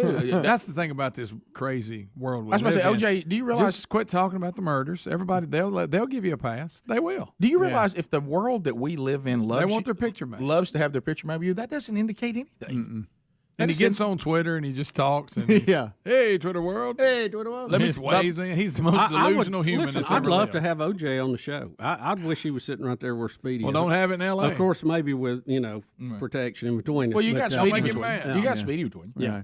Well, y'all do remember Rick and Bubba's summer camp. I mean, I think he's eligible for that. Oh, absolutely. Oh, yeah. Absolutely. You remember we almost had Bobby Brown booked. Guys, Bobby Brown. We were this close. Talking to his. That wouldn't have been a handle. Wait a minute. I think we would have saved Whitney Houston's life. We would have. I don't know if it was that. We would have helped a lot of people's lives. I'll say this. You don't think Bobby was poisoned? Didn't he ask for like a big lump of money? Or something? Yeah. I mean, we were very close to the point where I'm having a serious. I'm having a serious conversation. We had a plane. We had a plane going to get him. Yeah. He was going to come work for us for one summer. But think about him, Look what we OJ, Britney. We could really help some folks. Look what we did for Robert Downey Jr. He got back on his feet. OJ got away with murder. It'd be tough to. That's a tough one. That'd be tough, though. By the way, if you get away, Greg, I'm going back to Bubba's point. If I was in the position of O.J. Simpson, and I hope he's changed, I hope he's repented, and And I don't know if OJ did and it if or not. OJ I wasn't there. And if OJ didn't do it, I'm pretty sure he did, though. I feel like the evidence indicates he probably did. Yeah. At least was part of it. Yeah, if he didn't, but I don't know that for sure. I wasn't there. If he didn't do it, I apologize because I think that you did. And so if I'm wrong, then I apologize for that. Look, and just because you put on gloves and spread your hands out real far so they're hard to get down, that doesn't mean you didn't do it. But and you got rubber gloves under those. Anybody ever had a bat and glove that got wet, or a glove in your golf bag that got wet? Guys, the picture was in this article. It's up there. He's got his fingers spread out as far as he can get. It was a terrible move. And you remember the lawyer was told not to do it by the team. Yeah. And I think he'd probably, he'd call that was a mistake. Well, he thought he could end zone dance that the case was so open and shut, and it was bothering him that OJ wouldn't just admit it. But that's okay. That was not the way to go. And all he did was you had pictures of him wearing it on TV. Rick, he handed Johnny Cochran the opportunity for the famous line: "If it does not fit, you must acquit." I know. Yeah. Well, and which he did in his closing argument. Mm-hmm. Yes, he did. But I will go to this again. If I found myself in this position, okay, you wouldn't even be able to get me. I wouldn't even if somebody tried to send me to the butcher store, I wouldn't go. No, I'd be like, no, I don't like to use the word butcher. Yeah, I mean, I wouldn't. Well, Rick, you couldn't stay out of trouble. Remember, he was ripping doors off sent cars. To prison, guys. And he went into a hotel room to get his what he said was his memorabilia with a gun and wouldn't let somebody leave, which is kidnapping. He was in jail for a pretty good while. Yeah, you know what people would say about me? The way I would respond to that. I tell you one thing: Rick Burgess might have killed those people, but he's taking this second chance at life. And he's been nothing but one of the most kind, model gentle, citizen. and he's a crossing guard down at the elementary school. Sure, I tell you what, hey Greg, if he did it, he's not the man he used to be. I'll tell you that. Not every time you turn around going, well, I'll tell you, there you go. There he is having anger problems. And you could have OJ on TV saying, I didn't do it, but the experience of what I went through changed me. I mean, I'm completely different today. Just the all I went through and having to relive. I can see why I was accused, and I need to make some changes. Yeah, okay. And that's the reason why I'm constantly on the mission field in third world countries where there is no internet of any kind. All I'm doing is helping people. That's all I do. and I'm thankful for the life that I have been given, and my second chance. Yeah. Rick, OJ didn't quite approach it like that. Right. Like, let's say if I was OJ's buddy. Okay, and I wish that I could have a chance to talk to OJ. And he said, tell you what I'm going to do tomorrow. Okay, what are you going to do? I'm thinking about letting everybody know why I don't go back to L.A. Okay, what are you going to say? I don't want to go back there because Nicole and Ron's killer may get me. Okay. Outside go, don't use that term. Don't do that. Don't use that term. Just say, you could just say this, OJ. There's a lot of bad memories there I don't want to relive. Perfect. And you go, yeah. And while we're giving out advice, you're right. While we're giving him advice, the book about what if I had done it, not a good idea. Skip that. So that was not a good idea. OJ, what's our topic today? How's your lunch? It's fine. So what do you want to talk to me about? Tell you what, I'm releasing a book. Oh, okay. Is this going to be a book maybe talking about how this has changed your life? And now what I'm going to do is I'm going to release a book that said if I did kill them, this is how I would have done it. Guys, he did an interview. And I would have said, a sit-down interview, and I watched it. That is a no. I would say dead on arrival, but I don't even want to say dead. That's a no. Okay, we're not doing that. Do not try to put that book out. No? Did anybody read that? Or I saw the interview Didn't you're they block talking it about. where they couldn't release it? Yeah. Goldwyn's were going to get it, but he did a sit-down interview talking about the book. Right, it's on. You can find it on YouTube. Yeah, and he went through the steps. I thought he was going to try to say. I thought he was going to use the title to drag everybody in. Yeah, and then make the case that I didn't do it, and this is why I could not have done it because I was in here. The interview, it wasn't that way. That's what I got from it too. Yeah. I got that he was thought, showing you what he did. Yeah, it was just bad PR. If he did or didn't do it, it was a bad decision to put that out there. I don't know. There's just so many bad decisions out there, and we've all had ours too. But wow, that one is one that you needed to take some advice from somebody on. Yeah, I mean, you talking about the ultimate second chance, and you just say, hey, you know what? I just don't talk about that anymore. Look how he's got his fingers spread out with his gloves. Well, yeah, and rubber gloves on under. Come on. You couldn't get that on if it had been 3 sizes. No. So we'll come back. 866 We Be Big is our number. So OJ says he doesn't go to L.A. because he's afraid the real killer may find him. And he's learned a lot. He was angry to begin with, but he's learning from it already. He treats people how he wants to be treated. 15 minutes past the hour. More Rick and Bubba coming up right after this. Rick and Bubba, Rick and Bubba.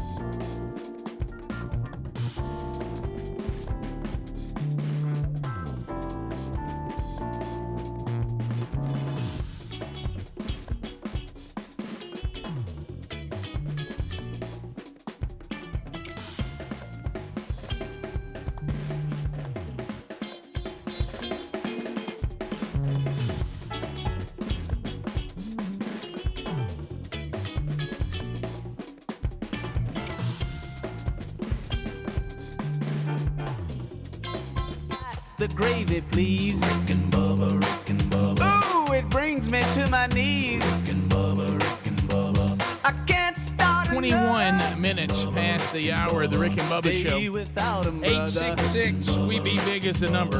All right. So as we make our way back, a couple of other items. The only thing more confusing than the current pandemic and the various different views on the science of what we are and aren't doing is have you tried it, Bubba? I know, Greg, that my nephew, your son, dabbled in a little bit. Does anybody here understand cryptocurrency? I don't at all. Bubba, do you understand it at all? Yeah. You do? You do? All right, break it down. All right, so let's listen to Ted Cruz first. Ted Cruz is talking about the cryptocurrency deregulation, and he's going to have some fun because he's going to make the point that the Senate is actually regulating something they don't even understand. Yeah. Well, I think that Ted may have given us an insight on a lot of topics at the Senate because remember, they deal with everything in life from Defense Department to health issues to taxation to economics. People who are elected to go there are not experts on all that. No one is an expert on all that. No. And but we've talked about it before here. Cryptocurrency is just like us trading in monopoly money in here, and us saying, okay, one monopoly dollar is equal to $1 US. So you can give me $1 and I'll give you one of these, but it's all digital. There's not even printed paper for it, but it's not backed up by a government. It's just what we agree it's worth. It's almost like we created another society and says, I think we're going to trade shells. Yeah, exactly. Two shells, you can have the sandwich I make. You know that dollar, the old greenback, is backed up by the federal government, and of course, not gold anymore. But as long as the U.S. government says a dollar is a dollar, it's a dollar, and they are the final word in it. Now, when it comes to cryptocurrency, it's all what we all think it's worth. But here's the problem. You can have people that get into it and cause wild swings in the price. And then you can have people get out of it and cause wild swings. Yeah. And the little guy gets drugged by the big guy in this. And some of them are wanting the government to put their finger on the scale to make it a little more fair for everybody, or at least have some speed bumps or circuit breakers. Because the stock market, same thing. The big guys can come in and out of it and turn it into a spin too. But it is highly regulated, right? And you have, and that's what they're saying. You have groups, and that, there's a lot of SEC, the Securities and Exchange Commission. You can't just go on the stock exchange and say, "Hey, I got a stock, come and get it." You kind of can with the crypto stuff. You know what I'm saying? It's not as regulated, and there's certainly a fine line between too much and not enough. But it's make believe money that people are trading. All right, so let's hear Ted Cruz talking to the Senate about the attempt to regulate or deregulate something. He says you don't even know what you're talking about. All right, so here we go. Is the number one barrier to blockchain adoption, according to 48% of respondents in a recent report. And they're right to be worried.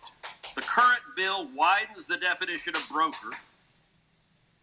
Those who would have to collect information on cryptocurrency consumers and report this information to the IRS. It would force every single participant in the cryptocurrency structure to operate as a financial institution, which would mean they would have to provide consumer information to the IRS, even if they don't have access to that information. This overly broad definition of the word broker will block rapid innovation in cryptocurrencies, and it will endanger the privacy of many Americans in cryptocurrencies. This is wrong. So I applaud my colleagues for trying to find an incremental approach. Unfortunately, because the senator from Vermont objected, that incremental approach hasn't been adopted. So let's exercise a brief, shining moment of common sense. And let's recognize, if we gathered all 100 senators in this chamber and asked them to stand up and articulate 2 sentences defining what in the hell a cryptocurrency is, that you would not get greater than 5 who could answer that question. Given that reality,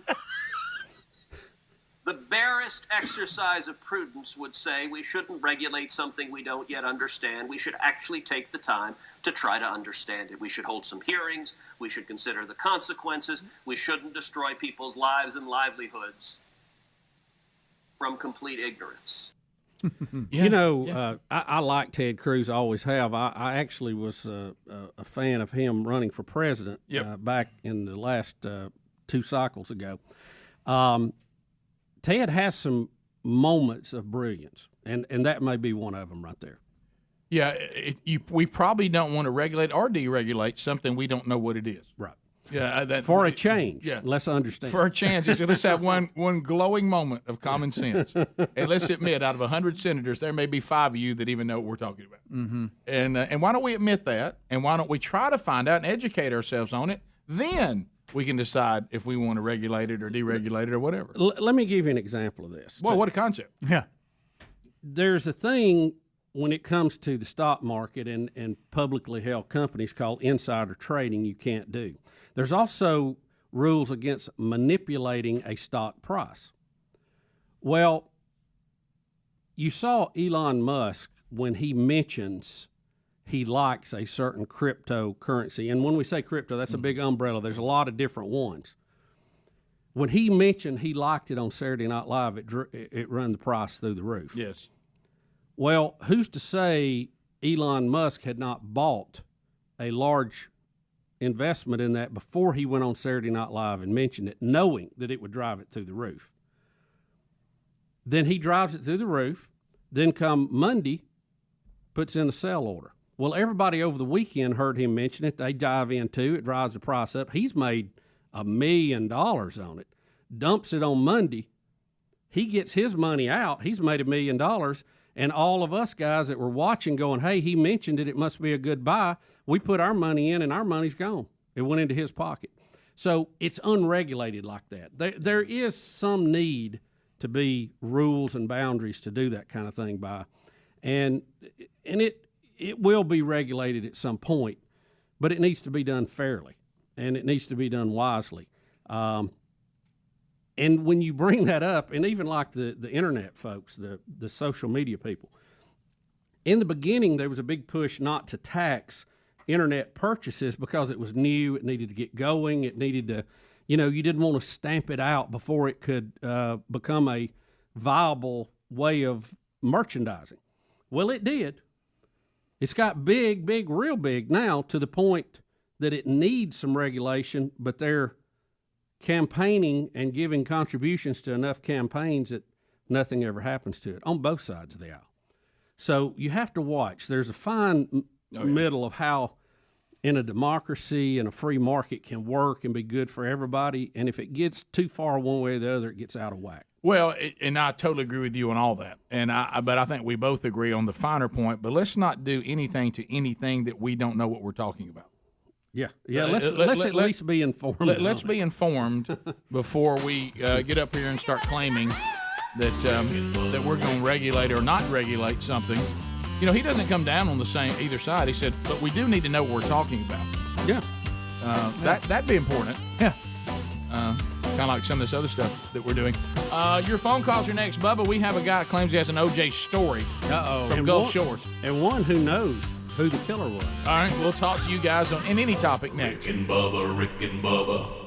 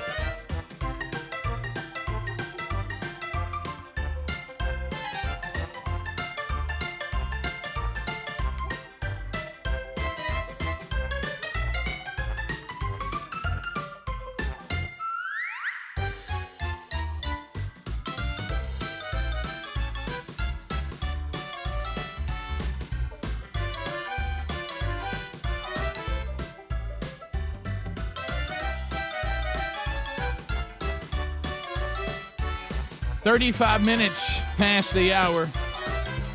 And there it is, Kato Kalin. We're back.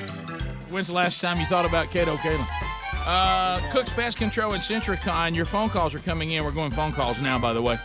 Put them together, and whatever property you have that needs protection, if it needs to be protected from termites, then Centricon and the combination of Cook's Pest Control builds a fortress that termites are not allowed to enter.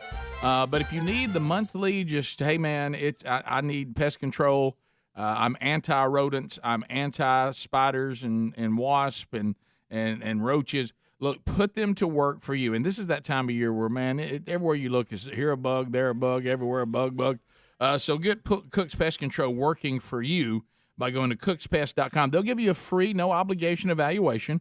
We believe you should go ahead and say yes, but you get to know them, let them look at your property.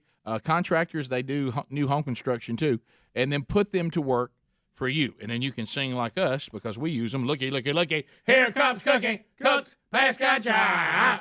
Let's go to Scott, Gulf Shores, Sunny 105. Scott, go ahead. Good morning, fellas. Hey, buddy.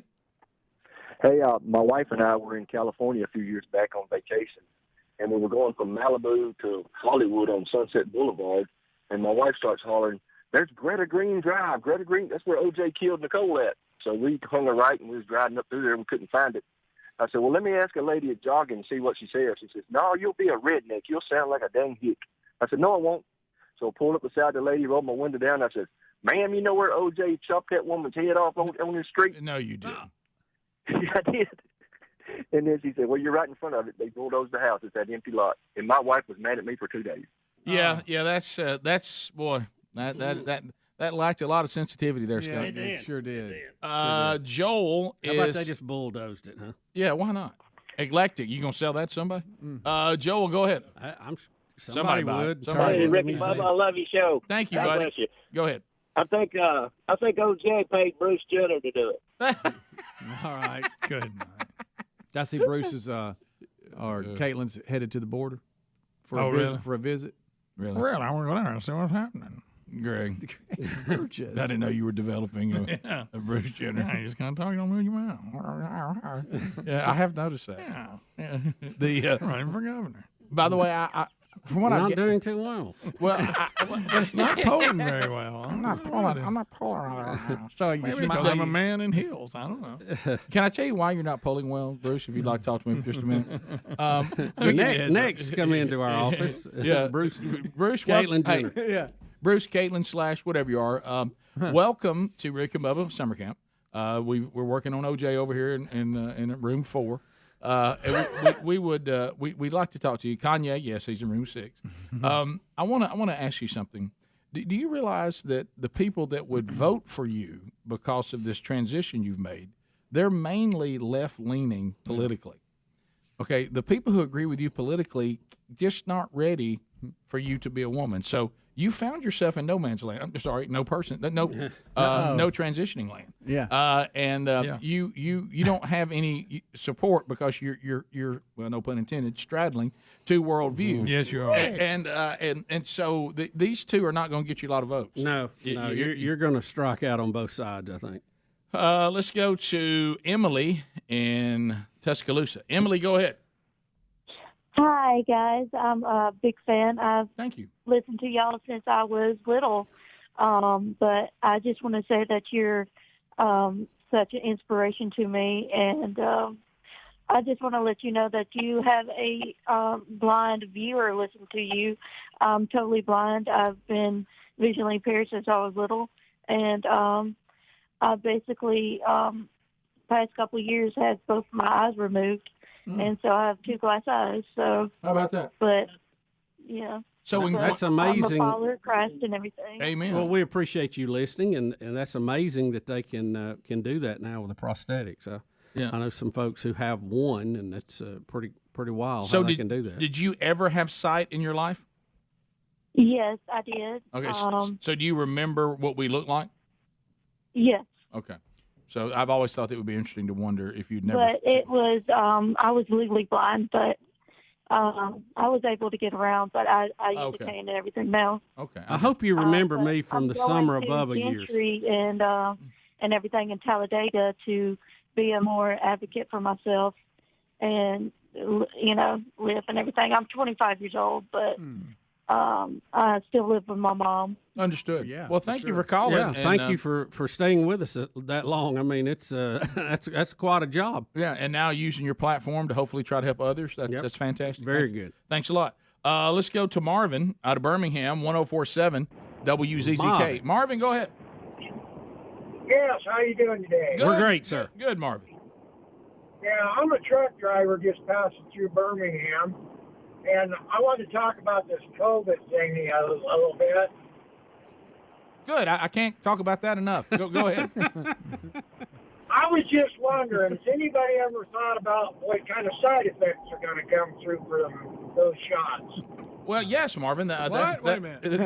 That has been discussed. And long-term side effects of actually having the virus. Yeah. So I was going to say we don't really know the long-term side effects of the vaccine, if there will be any, and we don't know the long-term side effects of actually having the virus.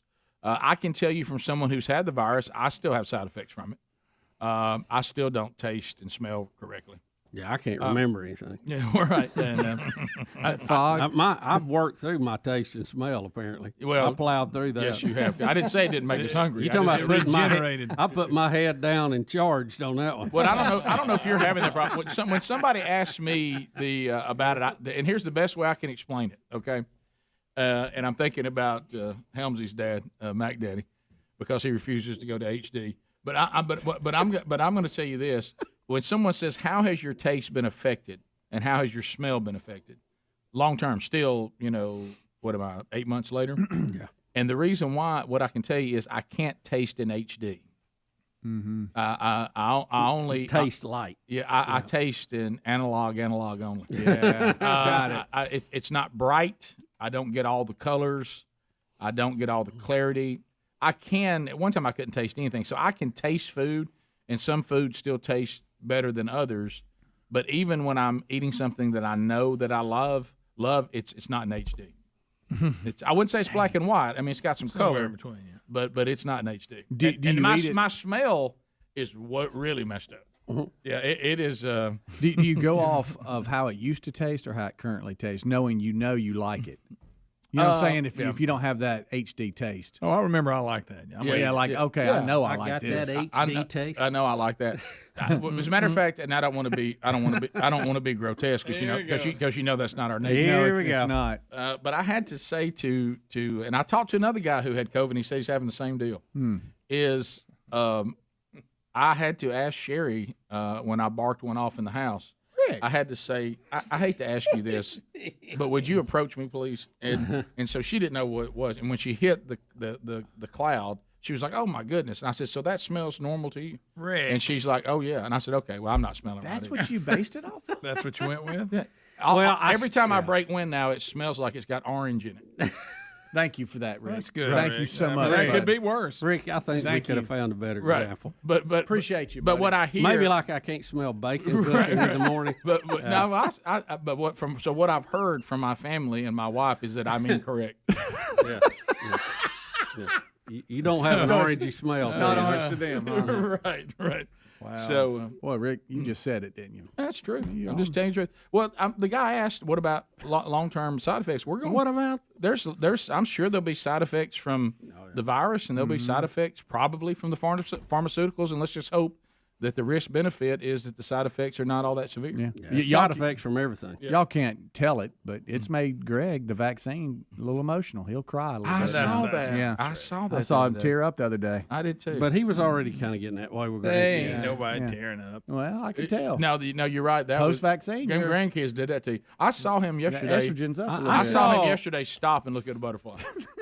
Just for a Speedy, I don't second. know if it was you or Helms, but I heard in the Then I kickoff smashed hour one day Greg was getting on somebody, and one of you said that's somebody's grandkid. That could be Ellis. Right. Yeah. And he shut it down, buddy. I mean, he shut it down right there. All right, so to Jody in Birmingham. Jody, go ahead.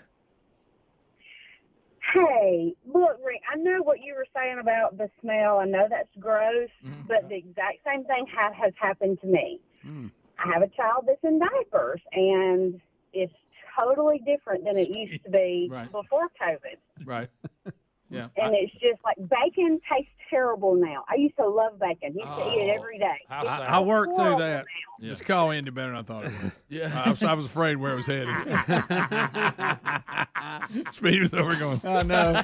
Please. We like to think that women do not participate in that at all. No. If y'all do it, keep it to yourself. I wish we would. Yes. Oh, yeah. 15 minutes to the top of the hour. We'll look at your final phone calls this hour. If you want to get in, you can at 866-WE-BE-BIG. Check the Rick and Bubba website. All kinds of great information there. We'll be right back. Rick and Bubba, Rick and Bubba.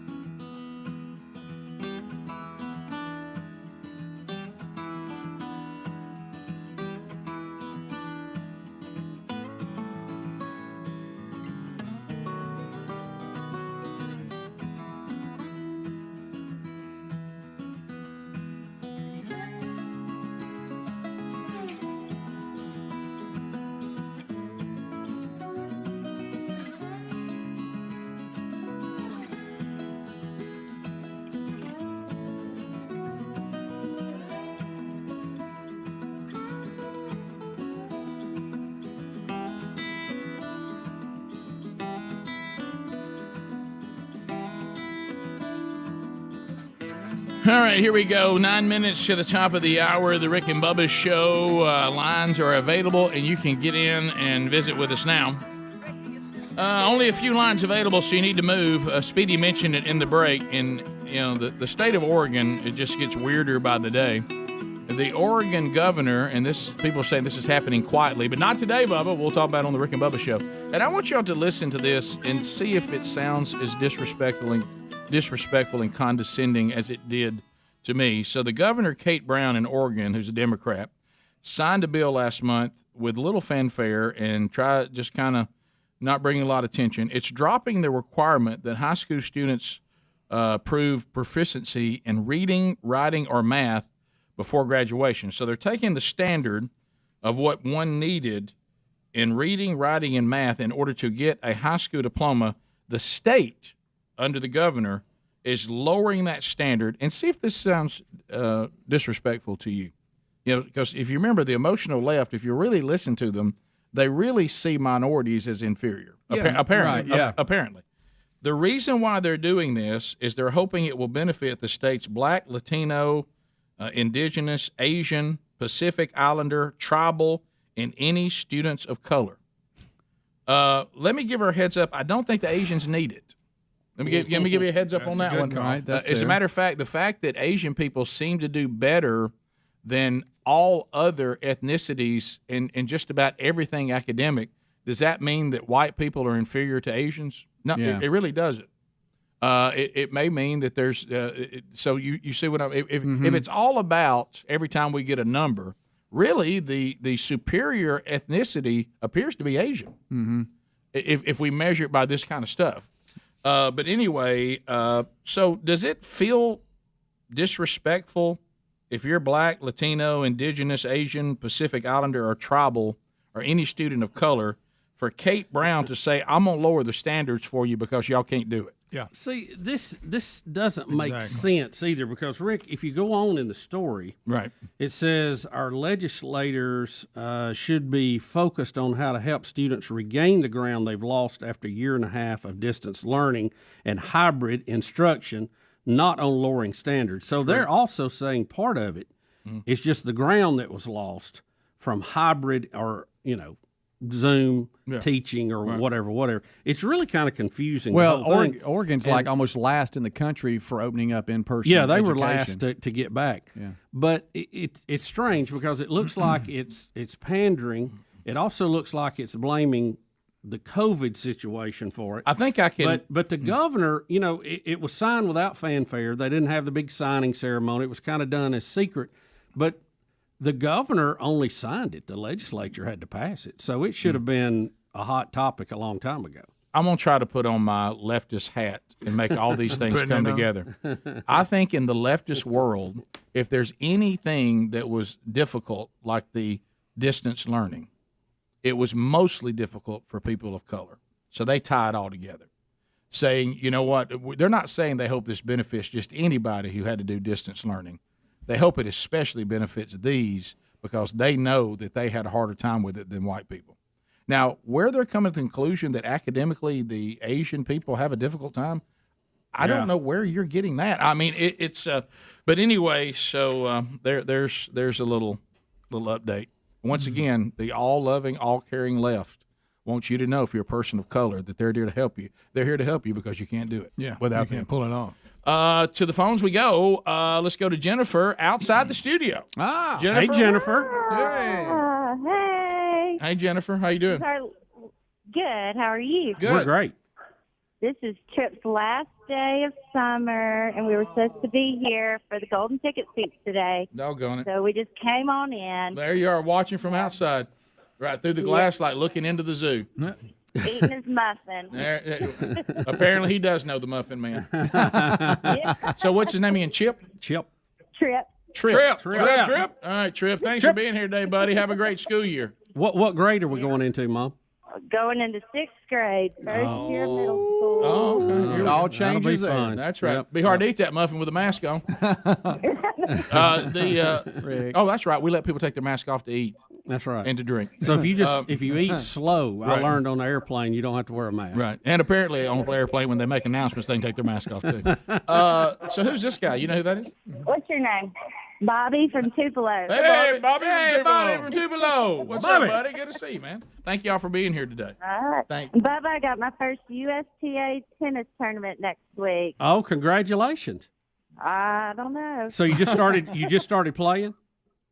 I played in high school 20 years ago. But I mean, far as USTA just started. Yeah. What level are you? 2.5? Yeah, 2.5. Good deal. Well, you'll have fun, enjoy it, and you'll be playing against other 2.5s. So that'll be fun. I miss playing. I miss it a lot. Yeah, so. see. Bubba's a certified WTTA expert. Whatever you call it. I don't think that's the group. Something like that. The WTTA. Yeah, who in the heck that's is the that? special. It's above the WTA. That's big time. It's above it. STA. DW in USPTA. In McCall. WWE, whatever it is. Hey, DW. WWTA. It's Coach DeBose. That's what it was. A long time ago. Oh, okay. What? But anyway, hey, Greg, I think Greg's getting a little soft, guys. He didn't pick up. I think Marvin, the truck driver, used to be the coach on the Reindeer coach for Rudolph. Oh, really? Greg started to say something. Yeah. He sounded like him. I thought Greg started to say something about it, but he held up and didn't say anything. Oh, okay. DW, your phone is just a little bit muffled. I'm not been able to make all of it out. Yeah, I think he said that Marvin, the truck driver. Yeah, you were here. Remember the guy said, any side effects to the? Yeah, any side effects. Anybody talking about side effects? Yeah, I was just taken back because I hadn't thought about that. And, he said he thought he sounded like the coach from Rudolph. Well, a little bit. Yeah, maybe a DW, country version of it. What he was saying, you remember in one of our Halloween costume contests, he dressed up as Coach DeBose and looked he really did a good impersonation of it. All right. Brian in Meridian, Mississippi, 97.9. Brian, go ahead. Yeah, I got two things. First thing is you need to check out Dana Carvey. Go by. Yeah, I've seen it. Very good. Very good. Second thing, the lady that lost her two eyes, keep your head up, and Greg, go ahead and put in 2 dozen more of them light bulbs somewhere. You know, the phones right now. Did you hear what he said? If it was an insult, no, eat it. If it wasn't, thank you. Yeah. Did you just say if it's an insult, eat it? Yeah, I didn't know what else. I stopped listening after he told her to keep her head up. Yeah. I got to be honest. It's probably best it was muffled, but we got to do something with these phones. Can I tell you how bad the phone is? I thought he said something about Gordon Lightfoot. No, I'll tell you in a minute. Okay. Sorry, Gordon Lightfoot. So you understood him? Yeah, I did. Did you really? I got it. I was struggling with DW. You know, after I heard, I recognized who he was. All right. Did you ever think when we started doing talk radio that talk radio would be this difficult? I mean, it used to. You could when people called, you could hear them. You could understand. Yeah. That's kind of gone by the wayside. It has. It's really out of 10 lines, we probably get 3 that you can understand. Yeah. And it's not on y'all. It's the technology. Just that band's gotten awful full, hasn't it, Bubba? It's all about the bandwidth, baby. I guess we have people text what they'd like for us to answer. Let's do that. All right. Rick and Bubba, Rick and Bubba.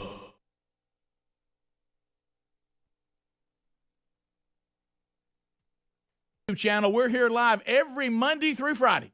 Be sure to subscribe and hit the little bell for notifications. Rick and Bubba, Rick and Bubba.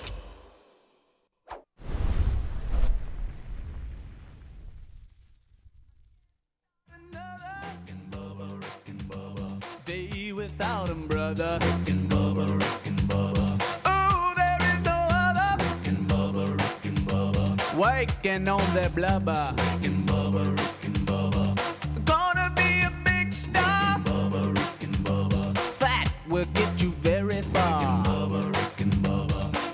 Rick and Bubba to the high. Rick and Bubba, Rick